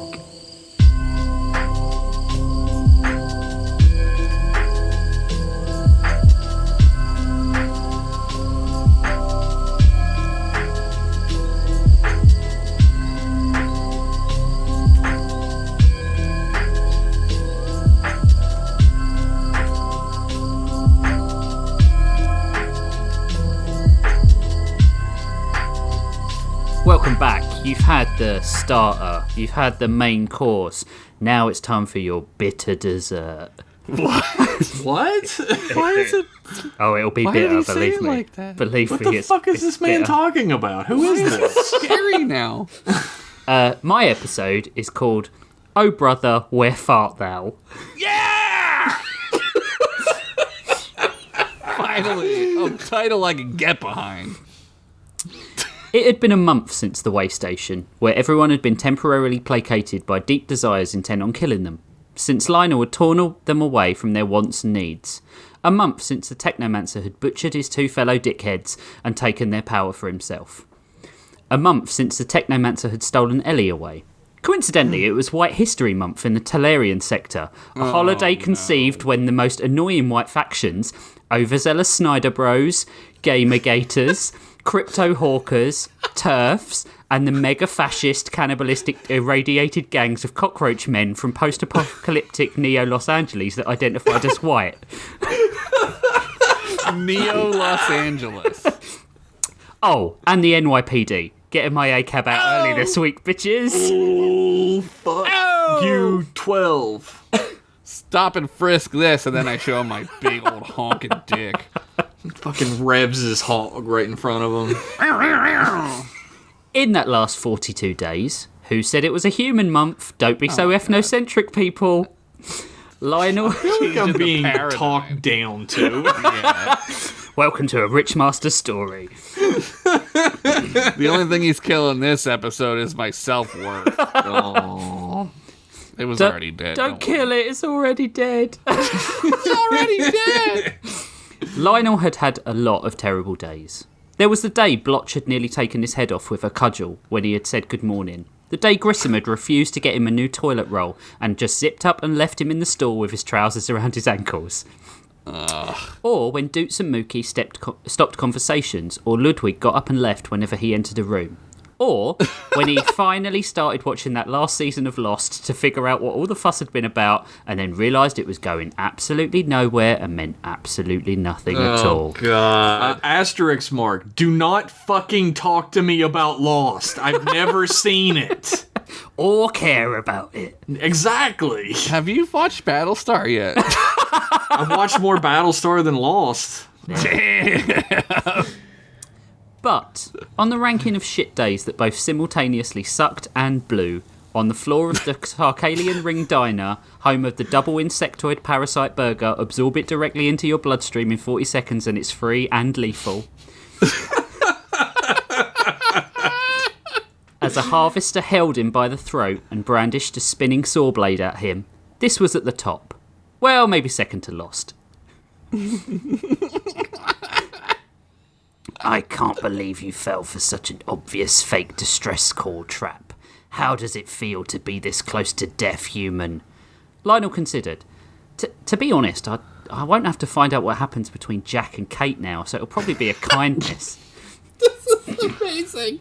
This is amazing. Asterisks refer to the previous asterisk. The harvester with the robotic jaw spun up the saw and pushed it towards Lionel's neck. I'm going to cut you a new mouth, funny man. Out of nowhere, Tamiya Santo flipped over the booth and slashed up through the saw blade arm, which flew skywards and embedded itself into the ceiling. As the harvester cried in pain, she flung Hijoki out. The sock flew through the air, laughing, and into the harvester's mouth, choking him to death. Jesus! A horrible death. She pulled Hijoki from the dead cyborg's mouth and turned to Lionel to help him to his feet. Geez, kid, if I'm more useful than you at killing harvesters, there's a problem here, Hijoki chuckled. I thought the distress signal might have been from Ellie. Wait, what? I'm not that much of a burden, am I? Lionel frowned. Oh, Lionel. Yes. Tamiya put a hand to his cheek and beamed at him as another technomancer charged at them. Tamiya stomped on the floor and the embedded saw blade loosened and fell straight down into the harvester's face, spraying them both with lashings of blood. Tamiya rolls. The harvester collapsed to the floor dead. But I don't want you to think this is because we blame you for pulling us out of that paradise. This is something completely separate from that. Thanks. Gee, thanks. I was doing the right thing, Tamiya. Surely I'm not going to be punished anymore for that. 8 harvesters suddenly burst into the diner, one of them clattering into Tamiya and knocking the sword from her hand. The cyborgs surrounded them. Various implements of death pointed at the 3 of them. Wait, did that guy... Yeah, he had a vegetable peeler. It was either a complete baller psychopath move, or this guy had got his upgrades from a bad chop shop. Baller psychopath move. Oh, Lionel, you are a real albatross, Hijoki muttered as Lionel raised his hands. The sword was at his feet, and for a second he considered grabbing the sword and having a figurative and literal stab at taking down the harvesters. But with Tamiya semi-conscious, he couldn't risk it. He was fond of Tamiya. Not to mention he was pretty sure he would have stabbed himself through the face. No. True. I didn't know this place was a buffet lunch affair. The door at the far side of the diner swung open in the breeze, and the harvesters turned to see a slim-looking man in the same style of duster and poncho that Grissom wore, his long coat blowing in the breeze even though it was a perfectly still day. Damn. Inside the diner, of course. That's the coolness blowing off a buffet affair? I'm not sure. He flicked his hat up with a finger, revealing a playful smile, before pulling a familiar silver pistol from his holster. He moved like Grissom did, aggressive like a tiger and graceful like a tiger who had studied ballet. He spun and shot 3 bolts of hot plasma that took the heads off each target, then rolled forwards, crossing his arms and unloading at the remaining 5 harvesters in a swift arc. He pulled off his hat to reveal a face not completely unlike Grissom's, just a younger, less furious-looking Grissom. Pleasure to make your acquaintance. Mookie sat, watching Grissom pacing back and forth in the communal space of the Swiftfeather as Blotch reclined in a chair. Everyone was on tenterhooks, and the atmosphere on the ship was weighing heavily on them all. Mooks had not enjoyed the last few weeks. They had been angry and twitchy. Not at Lionel, though he was an easy scapegoat. It was the realisation that she was obsessed with destroying the Technomancer now. When they were a hatchling, they thought that their quest for information was well-intentioned. But now they wanted the fiend chasing them dead. Where in the butt-fuckery are they? Grissom growled. They should have been back an hour ago. I hope the kid hasn't messed up. Lionel probably traded the shuttle for some magic beans, Blotch said bitterly. That's enough, the two of you, Mookie chastised. However we feel right now, it wasn't Lionel's fault what happened to us. We invented those fantasies. We weren't strong enough to pull away from them. We were drawn to them, like moths to... She quickly put the Zippo that she had been playing with away in her robe's pocket.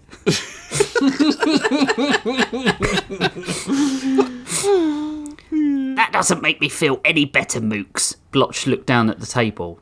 I was happy in there. Now this place feels fake and cold. Every time I look at that kid, I want to kill him. Grissom considered, and being he wasn't a great thinker, his response came quick and clumsily. I hate to admit any kind of responsibility unless it's about killing or getting some sweet trim. But Lionel did us a kindness, methinks. Any happiness weren't real in that place. Lionel done good. The kid's got good intentions. Can't even compliment him. Ludwig came slithering into the room, a panicked look on his face, and the others turned to face him. The Rhea Grey is returning. That's not the voice I normally use for him. The Rhea Grey is returning. It's got 4 laugh signs aboard. Hades sour teats, Lionel. Grissom shouted as he drew his pistols and marched for the shuttle bay. What's the hubbub in here? Tabor hung down from the shadow in the beams above them. I was having fun mocking Doots and Heath for watching reality television. Heath tilted her head. I seem to remember you having a few opinions on Kreebor the Conqueror's drag race.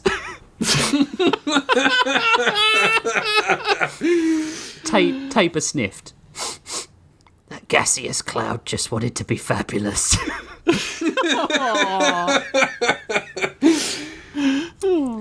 Time to nut up, peeps. We got incoming. Doots turned her keytar to maximum and started to play the opening bars of Another One Bites the Dust by Queen. In response, her compatriots squared their shoulders and raised their weapons as the doors to the shuttle hissed and decompressed. Lionel walked out first with Tamia and Hijoki next. Tamia was deep in conversation with someone following them, talking about her 10 most favourite ways to eviscerate, and was up to groin up, which was at number 2, beat by the banana split. What's the banana split? Straight through the middle. As the man following descended the ramp, Grissom noticed the boots, the coat, the insignia of his house, the poncho, and then the face of his brother, Emmeth. I knew it. Oh my god. I knew it. Grissom spun his gaze to Lionel, who returned a hard look, something passing between the pair that no one else could have picked up on. Grissom! Emmeth yelled as he saw his brother, then ran to him and swept him up in an embrace. Grissom was in shock and glazed over at Lionel, another hard stare passing between them. Grissom wrapped a meaty arm around his brother, a single tear rolling down his cheek, which he quickly wiped away so no one would accuse him of being a sissy. Everyone else turned to Lionel for explanation, but Lionel just stared, burning holes in Emmeth. Figuratively, of course, because he's not Superman. Oh, thanks for clearing that up. That's alright, that's okay. I ran for days. The harvesters chasing me. Only one gun. To this crevice. Everyone sat at the table in the mess hall except for Lionel, who had been pacing back and forth as soon as he realised Doots had given Emmeth his favourite Battle of the Planets mug. Are you hearing this? Wow, what is that? It's a bass from a car. Oh my god. I'm leaving that in because that's impressive. I mean, perfect. If it's that noisy, it's got to be in. It's super cool. And Grissom, who leaned against the counter and listened intently. My back was to this waterfall, and I took as many of them with them as I could to scrapyard hell before I dove off. I lost both my legs. I got them replaced as soon as I got to civilization, which explains the cool Robocop sound as I walk. And had to climb my way back out. When I got to the top, days later, Grissom had bugged out with my other gun, probably thinking me dead. Which I forgive you for, by the way, brother. Mighty charitable, Grissom flicked his hat in response. That there was an amazing story, my boy, Ludwig whistled as Lionel tutted loudly. It'll be good to have another Duke of Lead on the team. But where's he going to sleep? And which mug is he going to use long term, Lionel asked. Asking the tough questions. Grissom took a breath. Can bunk in with me, I reckon. Got a fair bit of catching up to do. Lionel was incensed. When I asked to bunk in with you, you said you needed privacy and that you had a tendency to sleep stab.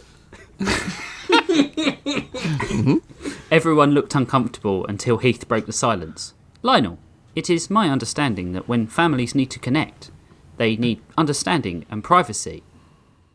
Yeah, Lionel, Duke said. Focus up and think of someone other than yourself for a few seconds, will you? Damn. God damn. Are you fucking kidding me? I've been doing nothing else since I woke up at that way station. I helped all of you. I've been trying to track Ellie down for weeks while you've been sitting around feeling sorry for yourselves. Oh, God. Come on, Lionel. We all want Ellie back, but Mookie started. No, Mooks, you know I'm right. None of you have given me any help in trying to track her down. And now we're just moving on to new crew members, trading someone who might not be dead for someone who should be. Lionel stared MF down. Oh, my God. Hallway, you and me right now, Grissom growled at Lionel. They marched out, and the rest of the crew was silent until the door was shut behind them. Sorry about that, MF. Yeah. That's drama or Kelly Bundy's coming down the stairs. And luckily, I haven't wrote another character into the story this one. Sorry about that, MF, Hijoki muttered. It's been a tough few weeks, and Lionel hasn't been treated fairly, Blotch interrupted, by any of us. Still, he shouldn't have taken it out on you. No reason to apologise. Grissom's a hard person to be around. He doesn't exactly engender patience and understanding in those around him for too long. It'll be fine as soon as Lionel knows I've no intention of taking his place. Grissom marched back into the room, but was too emotionally stunted to notice when everyone stopped talking abruptly. MF, take your pack to my bunk. It's the door with the cool picture of a flaming skull giving the double bird. Damn! The crew have to vote on whether or not you can stay. What about Lionel? Mookie sat straighter. We can't vote without... Lionel has agreed to sit the vote out as long as I do. To keep his snarkiness and my huge dick energy off the table. And if I had a huge dick dime for every time I had to do that. MF stood. I thank you all for your hospitality, regardless of the outcome. He stepped through the door and down the hall to the sleeping quarters, but Lionel was waiting for him, rearranging his folded arms to look meaner. I'm not falling for it, even if they are, you mug-stealing, mentor-taking, dapper-dressed. Lionel struggled. I think the word you're looking for is usurper, Emmeth offered. Don't help me insult you, Lionel screamed. I'm perfectly capable of being obnoxious without help. I learned from another Graves, thank you very much. You're far too sweet to pretend to be a badass, Lionel. I ain't here to take your place. Hell, I like you all too much for that. How about we bury the hatchet? The cowboy held out a hand. In my back, you mean? Damn. Lionel slapped his hand away. You're not fooling me, ghost boy. You aren't my friend. From this day forth, you're my nemesis. Oh, ding, ding, ding, ding, ding. Ding, ding, ding, ding, ding, ding, ding, ding.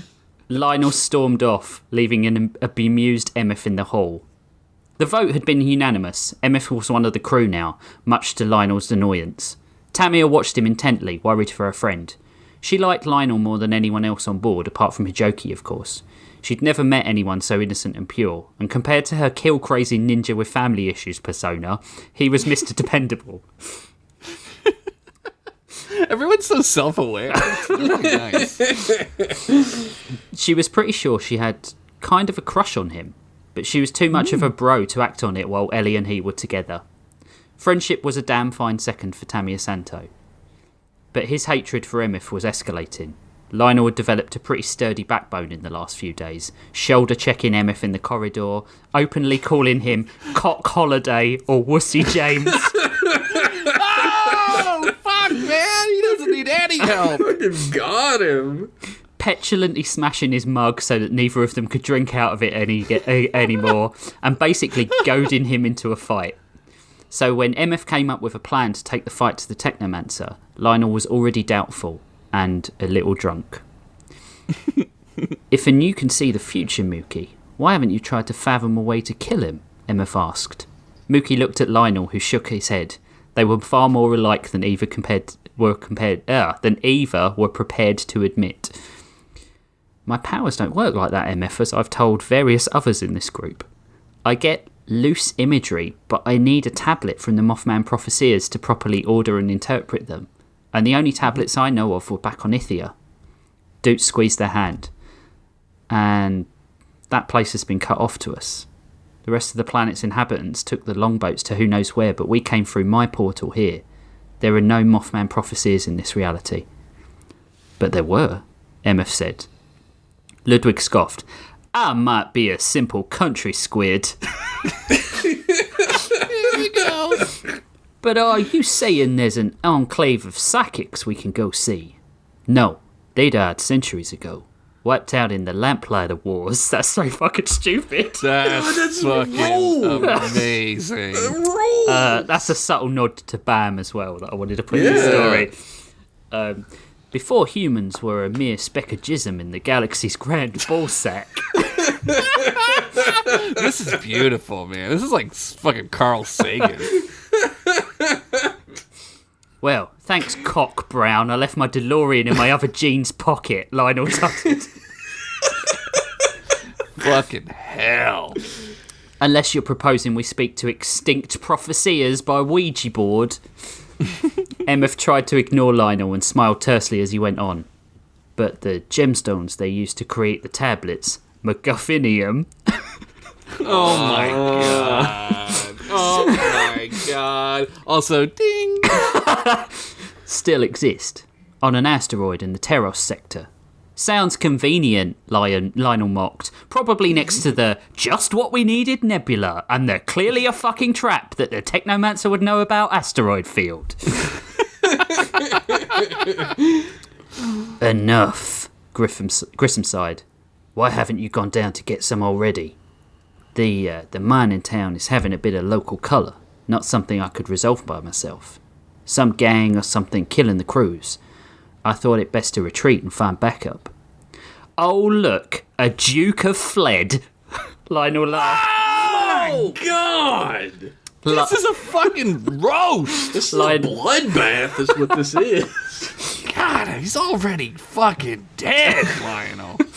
Lionel laughed until Grissom glared at him. Oh, what the fuck are you looking at, you walking cliche?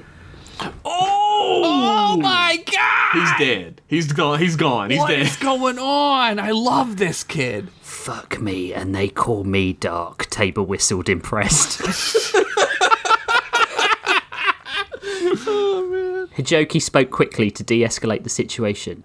How about we go down to the planet and investigate for ourselves? Obviously we're split into two teams, one to help the miners and one to retrieve the gems. Blotch picked up her cudgel and pulled Barthor's jerkin back over her wide body. Grissom, you take your brother Mookie, and Heath down to the mines. Mookie can identify what we need, and Heath can check it for purity. I assume you aren't going to let Mooks out of your sight. She nodded to Doots. Damn straight, Doots was already tuning her guitar. I'll take Tamiya and Hijoki, Tabor and Ludwig to the village to try and find out what we can from the miners. Lionel, I'm coming. He brought the laser pistol brandished with the family crest that Grissom had given him out the back of his waistband. It's not like I'm helpless now, is it? I'm an honorary Duke of Lead, remember? Grissom seethed, and MF turned, shocked that his gun was in the hands of another. You gave him my gun? You were dead, brother. I'm not now.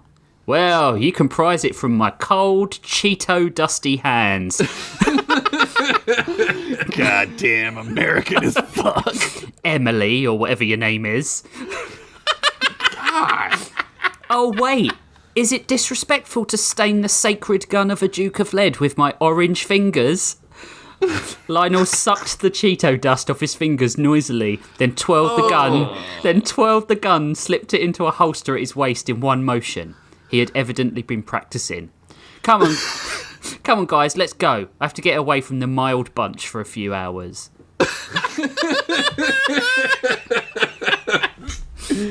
I think I know what's happening, but I don't want to ruin it. But I just want you to know that you know.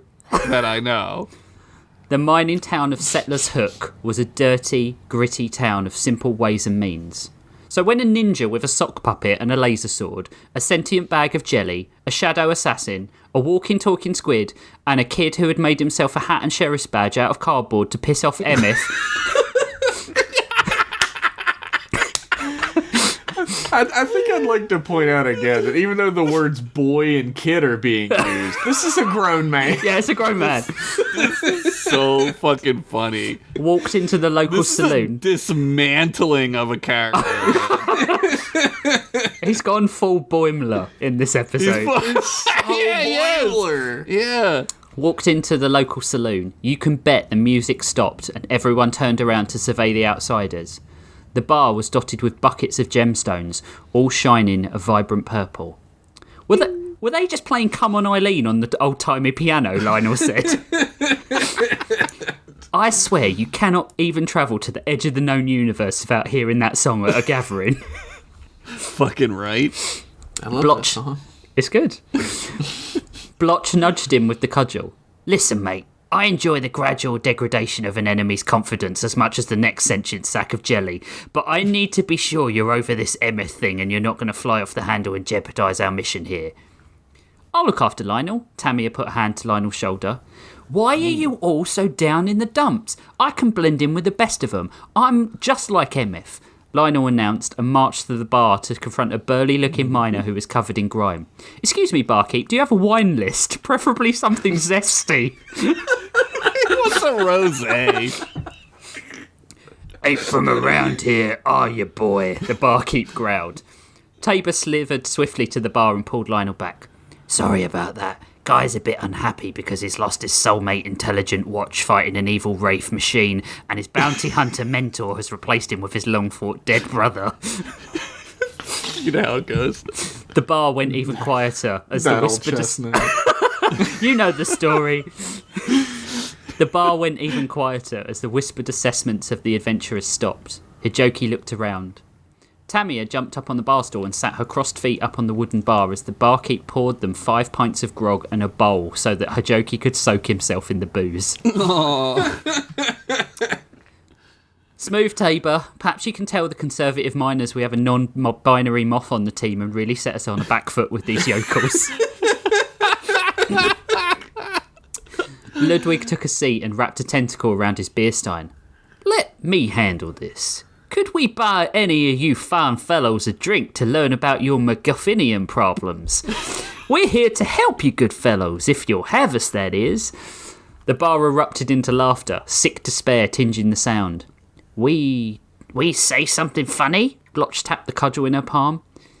You ain't the first adventurers lured to the riches of the MacGuffinian mines. We mined that place for nigh on dickety-dicks years.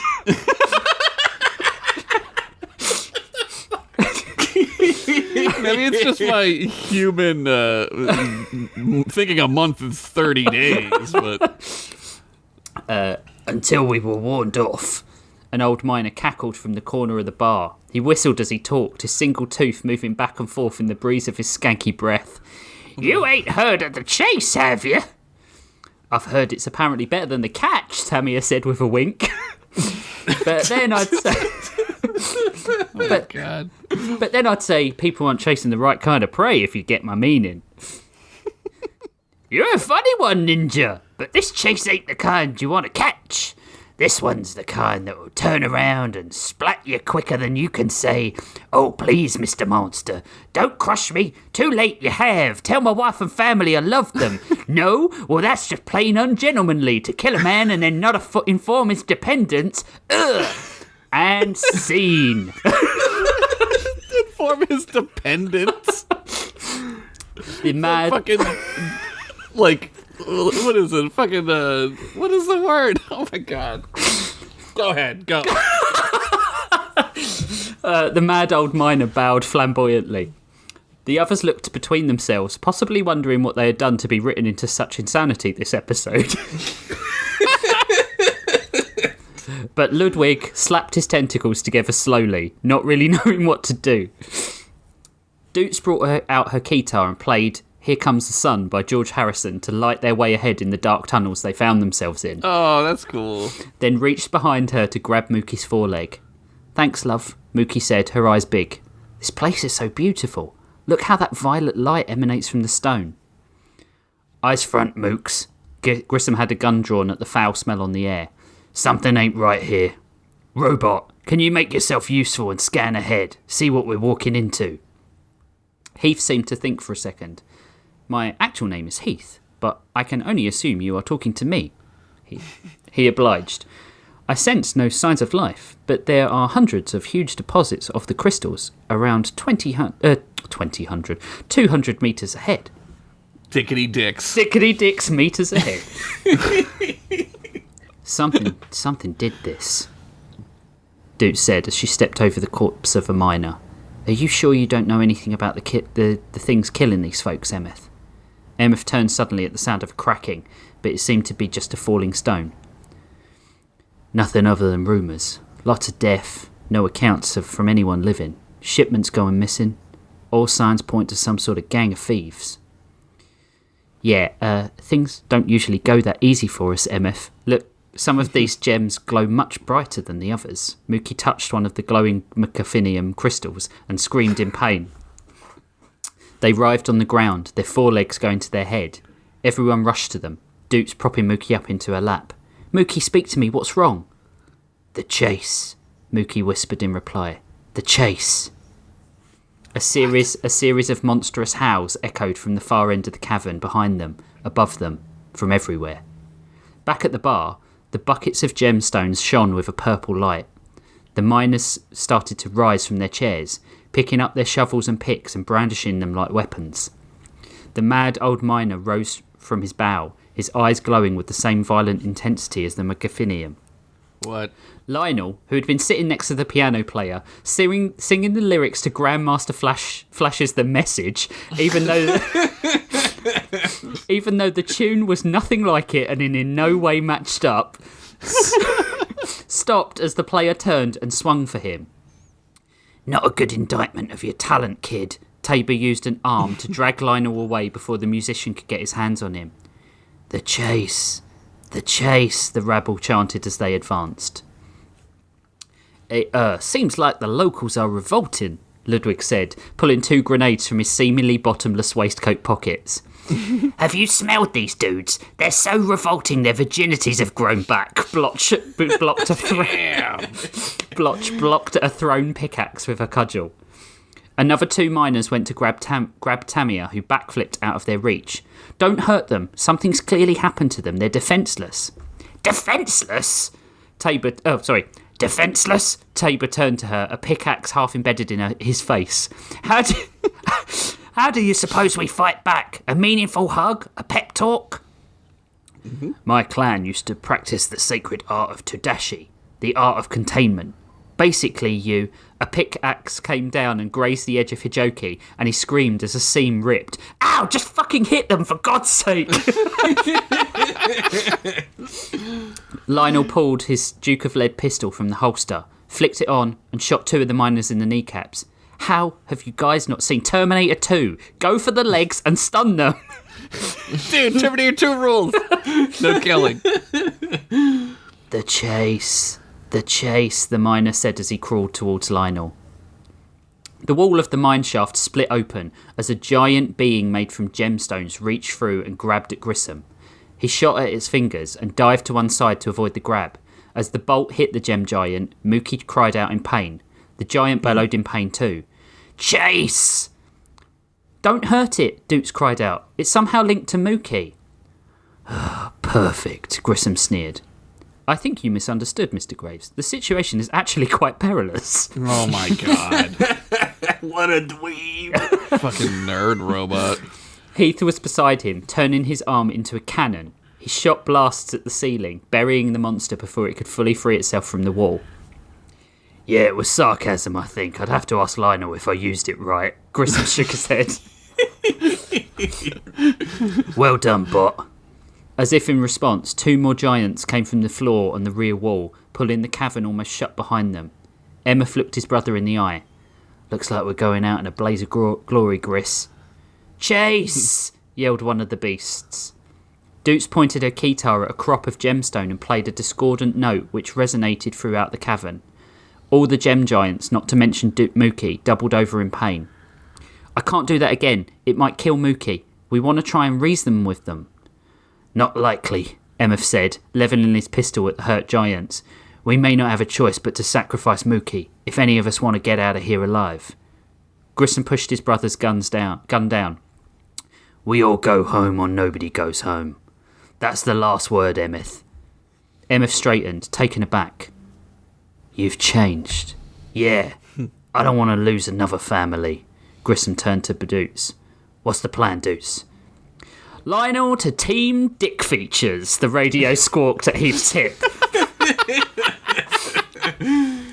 You are coming in loud, clear, and slightly abrasive, Lionel, Heath answered. I hope your team have some good news, because we are likely to be destroyed by some giant monsters made of gemstones. I was contacting you guys for help. The sound of smashing glass could be heard over the radio. These miners have started attacking. They're all purpley-eyed and angry, and these gems up here are shining just the same. When we tried to hurt the gems, the miners started hurting. There must be some connection down there, some way to shut them down. The key is the gems. It has to be. The crew looked at each other, then at Mookie, their normal black, bulbous eyes shining with a violet hue. The giants were advancing, each lumbering step pulling down more of the tunnels. Stand by, Lionel. Heath switched the radio off. They fucking cut me off! Lionel screamed. Lionel muttered. He's sassy. Emeth's probably regaling them with how he single-handedly got all the Jews out of Egypt or something. Lionel said as the barroom battle gained more intensity and he punched a miner who couldn't have been older than 15. A miner. He chuckled at his own joke. He chuckled at his own joke. I didn't chuckle at it. You chuckled. I heard the chuckle. That's it for this week, guys. No prompts because the show's canceled. Rich might not be returning with us next episode. Square in the nose. He felt bad because he'd just hit a kid, but also pleased about his not so subtle shot at the child labour complex. Alright, he saved it. He's back. Tabor, heads up! He shot 3 more blasts from the laser pistol, which was running perilously low, and took the legs from under 3 more advancing miners. Great shooting, kid. Tabor transformed his arms into a dustpan and brush and swept the leg-shot miners to the other end of the bar. Some Green Lantern shit. They had built up quite a pile, but the mindless drones still advanced. Ludwig jumped onto the shoulders of one miner and wrapped his tentacles around her face. Chase, she growled. He wedged 2 of his tentacles in her mouth and pried it open. I don't know if you're asking me for a refreshing follow-up to a whiskey, dear lady. But instead, how about one of my own special concoctions? Guaranteed to give you just as much of a hangover headache. He forced a stun grenade into her open mouth and jumped back to the bar as it went off in the woman's face. That sounds deadly. Yeah, that kills you. Yeah, well. Yeah, well, you gotta break some eggs. Gotta kill someone, this story. Damn, he's hungry. He's bloodthirsty. So bloodthirsty, this guy. Ludwig, batter up! Blotch gestured with a cudgel, and he threw the last stun grenade to her. She hit the orb into a crowd of them, the grenade bouncing between their heads and making random resonant metallic noises like a glockenspiel. As it... Glockenspiel? I wanted to Were you saving that one hoping it was a prompt? No, but I wished I had now. As it Our exploded... next prompt, glockenspiel. It's going to be xylophones or something like that. Xylophones, yeah. As it exploded, it took at least 10 of them out. Tamia, tired of the fighting, grabbed a bottle of grog and poured it in a wide arc on the floor, then used the sword to ignite it, creating a wide fire barrier. She looked smug with herself until her jokey shook his head. We're in the corner of a flammable wooden shack, Tamia. Oh, shitballs, she huffed, her smile instantly vanishing. Well, let's hope the others can find a way out of this. Doots laid Mookie down on the cavern floor and lifted their face up to hers. I don't know if you can hear me, but I need to talk to whoever is controlling these giant... We are the Chase, Mookie boomed in an unnaturally loud Gestalt voice.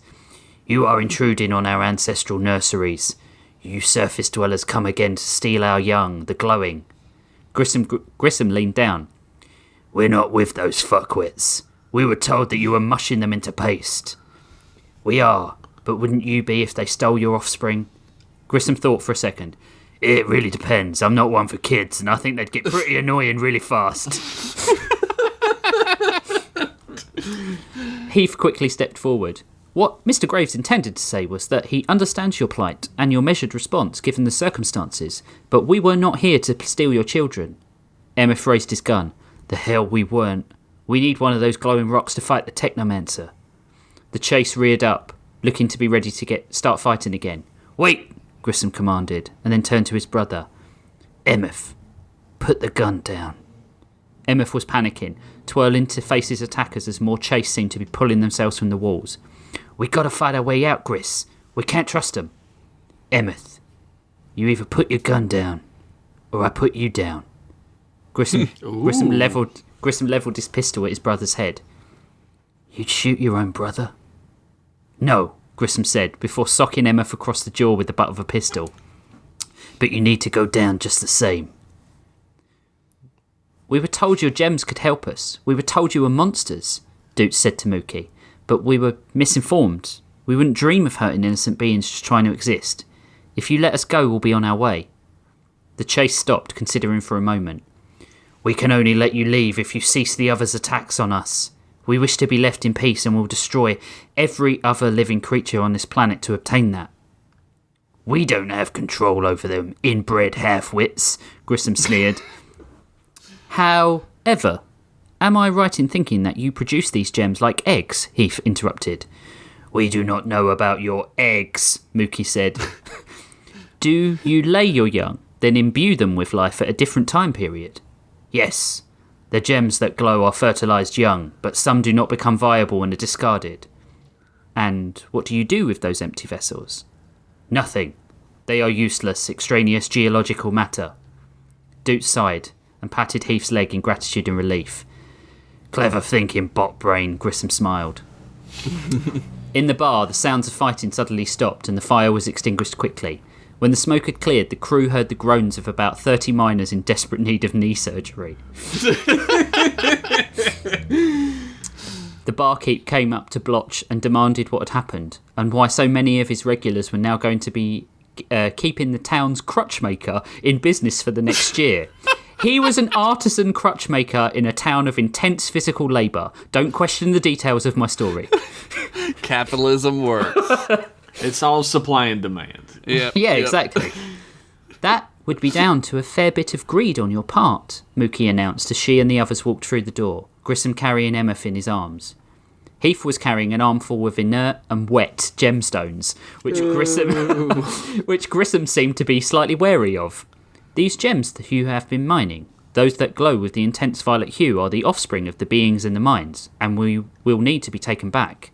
In return, the Chase have offered to provide you with regular deposits of these identical but only slightly less shiny stones. He dropped the pile to the floor. Deposits is right, Doots said disgustedly. Just don't ask what orifice they came out of. The gem hole. Back on the ship, after a thorough... They came out of their glow wake. Oh, my God! Give this man a raise. Clapping. Back on the ship, after a thorough use of the medical regenerator to repair 35 destroyed kneecaps and one 15-year-old boy's nose, the ship left the asteroid with a new gemstone for Mookie and a job well done. But all was not well on the ship, and Grissom had a job to do, though how it'd land, he didn't much know. He marched with purpose through the mess hall, crowded with the crew who were sharing dinner, and into the hallway outside, where Lionel was sitting between two deck supports and chewing sulkily on a sandwich. "You ready, kid?" Grissom said. Lionel nodded and stood to face Graves. Mookie could feel something was about to break as Grissom marched through the mess hall, could feel the tension, the absence of Lionel weighing heavily on her. But as Grissom came flying back through the doors not 5 seconds later, she knew it was the beginning of the end for their crew. Grissom's face was covered in blood, gushing from his nose. He sat up quickly and roared, having to be restrained by Blotch and Tabor, the table they were eating at overturned. "I'll kill you, you little punk," Grissom yelled, blood and spittle flying with every word. Lionel, his fist covered with Grissom's blood, said nothing at all, just glared at him. First at Grissom, then at Emmeth. He walked casually over to the table and slammed the pistol in front of Emmeth. "I hope for your sake family means more than friendship to him, because when you lose someone and ask for his help, who knows what answer you'll get from this coward." Ooh, God. Lionel turned to Heath. "Where's the nearest inhabited sector, Heath?" "Zakopi. There is a station 3 hours away on our present course." Lionel nodded, then stared directly at his former friend. "Call me when we get there. I'm getting off this ship before I grow a yellow streak longer than a diuretic dog, just like the rest of you." God damn. He full on takedown this episode. Jesus. He turned on his heel and marched back.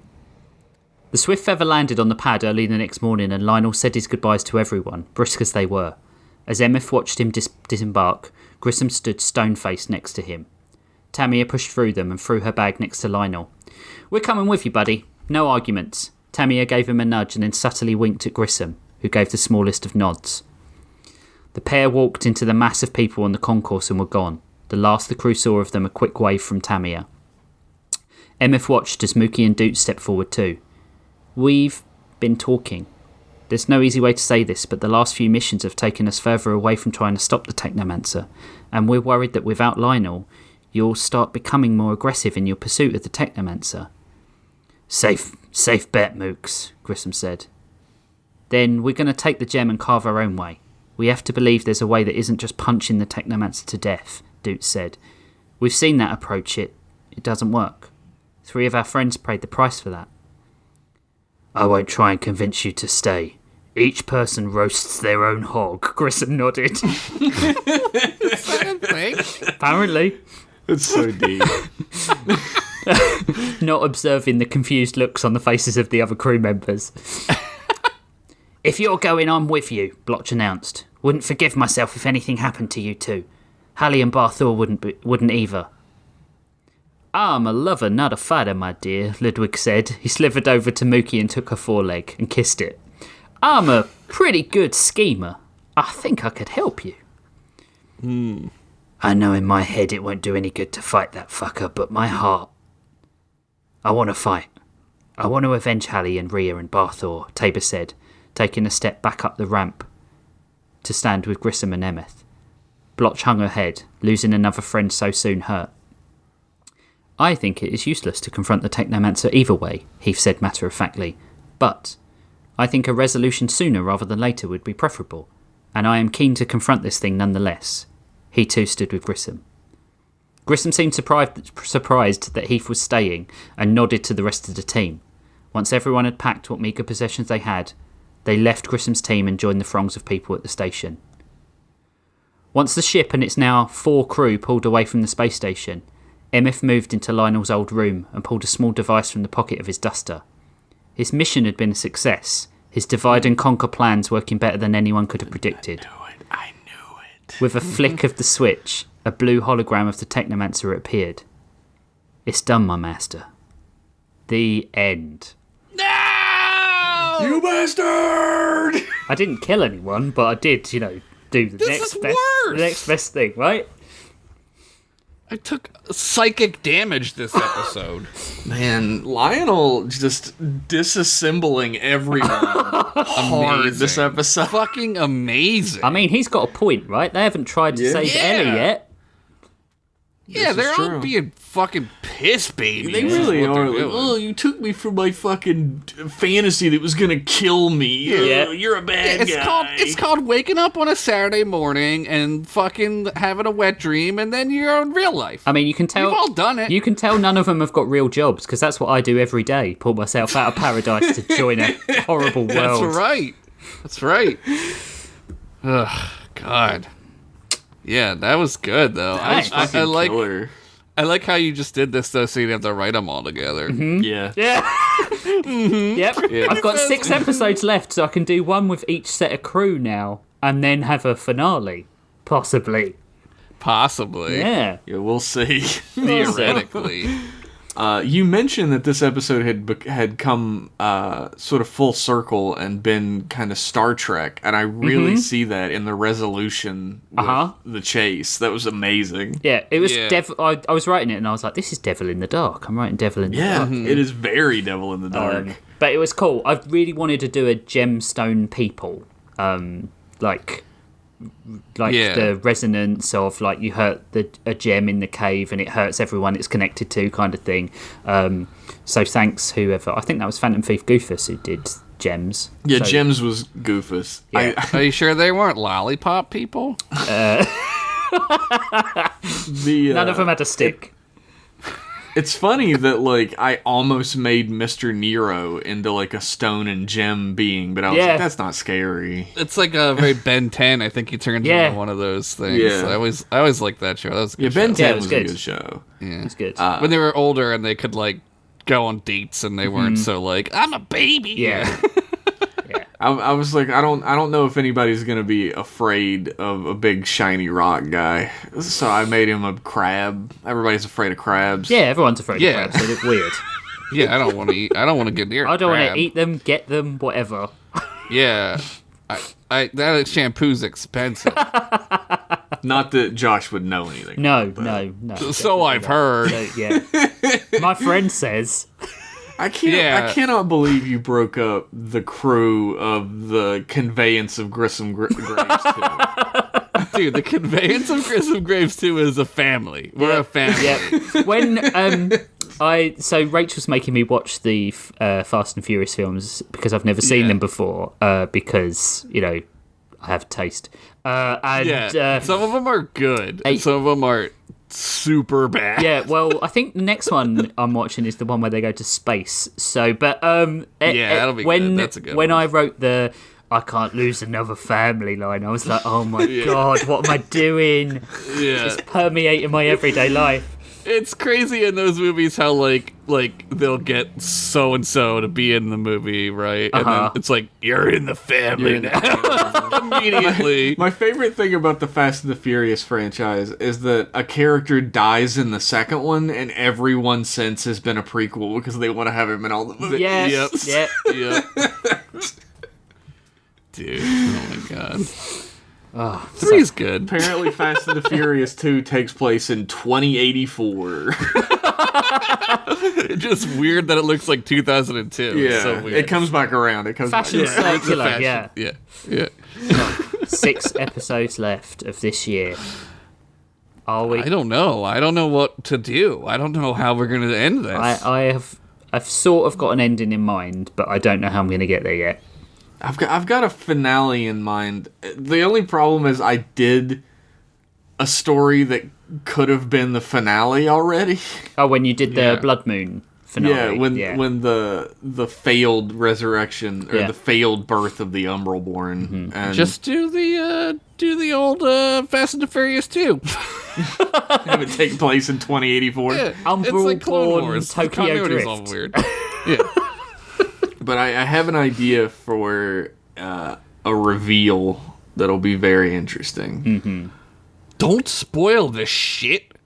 What are you doing don't for wanna know. yours? Yeah. I'm not telling you. I'm You don't hoping. know. I'm hoping No, I do that know. Sid and Ugla find each other. I do know what I'm doing. Trust me, he said, Stroking his lyingly. beard.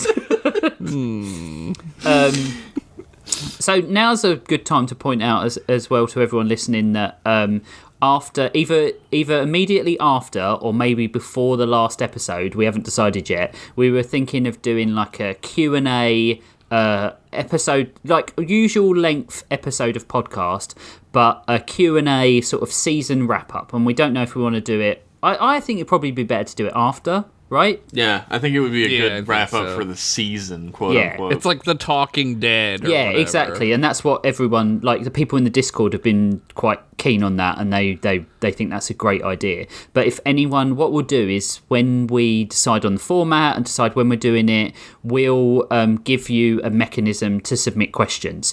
Now, Like a computer.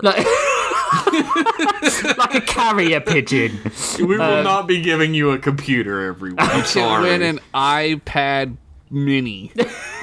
That's not true. You're not. We're You're not going to going to give win you that. an iPod Nano to submit Yeah. questions. No, those fucking things are expensive. Yeah, people like them again. Really? Yeah, they're really fashionable. We're going to give you a piece of paper, a Yep. pencil, and an envelope. Yeah, and even then, maybe not. Chicago, Illinois, 60652. Take a bite out of crime. But we'll tell you what we're going to do in advance. If you're going to try and tailor questions, try and tailor them so that we can all answer them. So, like if you're going to ask about a specific character, try and make your question also relevant for the other two, because if it would be unfair if it was just like one person answering all the questions, right? Or one person got no questions. So I don't think that's going to happen. But Everyone submit 3 questions. yeah, One for each. A ghost ever come out of the wall and spray splooge everywhere? yeah, exactly. Do any of these fuckers Any of these fuckers? ever come busting out of the wall? That's it. But you could submit 3 if they're short questions or 1 long question that we all can answer. That'd be that's the perfect median for that show. But we'll give you more details about it, A, when we've decided, and B, when it's a bit closer to the time, because we don't want you to submit questions about the finale and not have listened to the finale yet. Yeah, So, that would be stupid. yeah. Well, plus it'd be quite nice for us to have a break from writing for a couple of weeks, because if we're starting potentially starting something I'm cool. new, I'm cool with a little bit of a break. Yeah. 'Cause it's tough. I mean, my creative juices are just like I'm a raisin. What did you call it? A spelunky? No, What do you call a them? sultana. sultana. A raisin is a more dried version of a sultana. I think they're slightly different grapes. I love a nice snack of a spelunky too. Yeah, who doesn't love a spelunky? Best eaten underground. So yeah, don't spelunky your question load up the wall. Wait until we're ready for them. It doesn't make any sense, but all right. It doesn't. I liked it. So, without further ado, it's time to close the book on this week's episode. Or this week's episode, yeah, that's right. And bring out Prompt This Bot. 2 weeks episode. Yeah. I don't have Promptbot anymore. So. Oh, who's got Prompt Bot? He went to live with Jeff, his other dad. Oh, okay. wait, hold on. Here we go. He's dragging his ass out of the closet. Oh, it's push. Hold up. Fucking Norman Door robot over here. So, can you fire him up, please, Jeff? He's got some new mechanisms since last we used What him. did you do to him? Look, it got a little damaged in the mail. I had to use some of the lawnmower parts from the neighborhood to fix it. You know what? 2 birds, baby. So, the first prompt is Concerts by Ostinato, our friend Jace, who I've given the nickname Murkmonk Taint Sniffer. Also, I've had like 3 concerts. I know, in my I'm story. sorry, I'm sorry. Man, it's your turn to get fucked over. Shit. And the second prompt is Arm Wrestling by Austin Weapon Hex Logan. Nice. So that's Concerts and arm wrestling. Those two go together like piss and apple pie. Is that a Britishism? I don't know. British? Yeah, is it's that- what you feed your enemies. It's like the opposite of Damn. bread and salt, right? Piss and apple pie. Yeah, I'm. Those would have been good prompts. So concerts and arm wrestling. I'm not looking forward to doing. Boy, I don't know No, what the that's- fuck to do about that. Yeah. Yeah, that sounds... I don't like it. Well, that's our lives, right? That's how we do it. I wanna- Let me open up WordPad so I don't forget this. I want to point out as well that we had to write these stories this week, which I think are our longest stories, because this will probably run to our longest episode, Yeah. in a week this time, rather than Yep. 2. So we hope you enjoyed them. Big Whose thank... fault was that? Not mine. It definitely wasn't yours. I went on holiday. It was my fault, really. That's right. You fucking real ass person. Bitch bastards. Going on holiday. I needed a rest. Needed to rest my weary old bones. Rich has a real job, so I can't fault him for it. Yeah, Honestly. I need to get away from existence occasionally, or I might hang myself. On that, Perhaps this episode's a little too real. Damn, you're always so hilarious, Rich. I'll Thanks. never do it. thanks. That's what my counsellor says. Man, maybe I'm time not. for a new one. No. I'm not. So, thank you to Vidizon, as always, for the use of his music for our theme tune. You can find out all about Vidizon at vidizon.card.co with 2 R's. Not co's not with 2 R's. That would be stupid. Card is with 2 R's. Fuck are you talking about? You always nail this. You nail this part every time. I do. Man. One day I'm going to get it good, just in time for the season finale, and then we're going to have a break from it, and I'm going to come back and I'm going to do You're shit gonna again. forget. Yeah, you're gonna forget. If you want to suggest prompts, submit prompts to PromptBot and listen to our other podcast, which we need to record an episode of probably soon. Maybe next week. You could head over to patreon.com/brosbeforepros and you could donate some money there, become a patron of us, and then you have access to the Discord. You can suggest prompts. For more money, you can listen to our sidecast, redesigned by committee, where we take a IP and we just spitball it and try and make it better, or sometimes worse, dependent on the property. We never make it worse. We always make it better. We're the Humpelstiltskins. So Yeah. you can also, if you are a patron, you can get your name in the book for the Kickstarter Shudder that we are going to produce at the end of the season, and you'll have Asterix, our hopefully. Asterix, hopefully, and we will be forever in your debt, but not actually. So head over to keep that in patreon.com. mind. Yeah, that's a caveat for you. Keep that in mind. So patreon.com / it's not / it's just / bros before pros. Josh, would you like to tell anyone about what you've got cooking at the moment? Jesus. No, just go to the Patreon and let me buy pizza after the show. Yeah, Josh is always buying food after we record, and he tries. Fucking hungry. Josh is always sustaining himself with food items after this podcast. What an absolute cuck having to eat food to live. But You need to learn how to always- photosynthesize, you bitch. You little bitch. But you always get good sounding food, and I'm just about to go to bed. Oh. Well, it's different time. It is It's like different 8. It's like 11. I'm having homemade chicken tikka masala. Oh, for fuck's sakes! I had Now I want that. I had butter chicken yesterday. It was good. Oh, Ooh, nummy nummy. So yeah, Josh. Anything else? Nah. Nah. All right, Jeff. If you need any information about this podcast and links to any of the stuff we've talked about, and way to review the podcast if you're a fan, you can head to brosbeforepros.card.co. That's B the number 4 and card with 2 R's. All the links you'll need are there, and I even added some fun little bios for each of us that have They're really good. information. They're really read my good. bio. The revamp of the card.co is really good. Thank you. Yeah. It's a really difficult interface to work with in any way. But it looks great now. Whoa, I'm going through a tunnel. Yeah. This is awesome. Yeah, it's great, isn't it? Way to go. Jeff did the M-Class one as well. Did you see that? Mm-hmm. No, It's what? mclasspodcast.com. We've had it for like 2 years.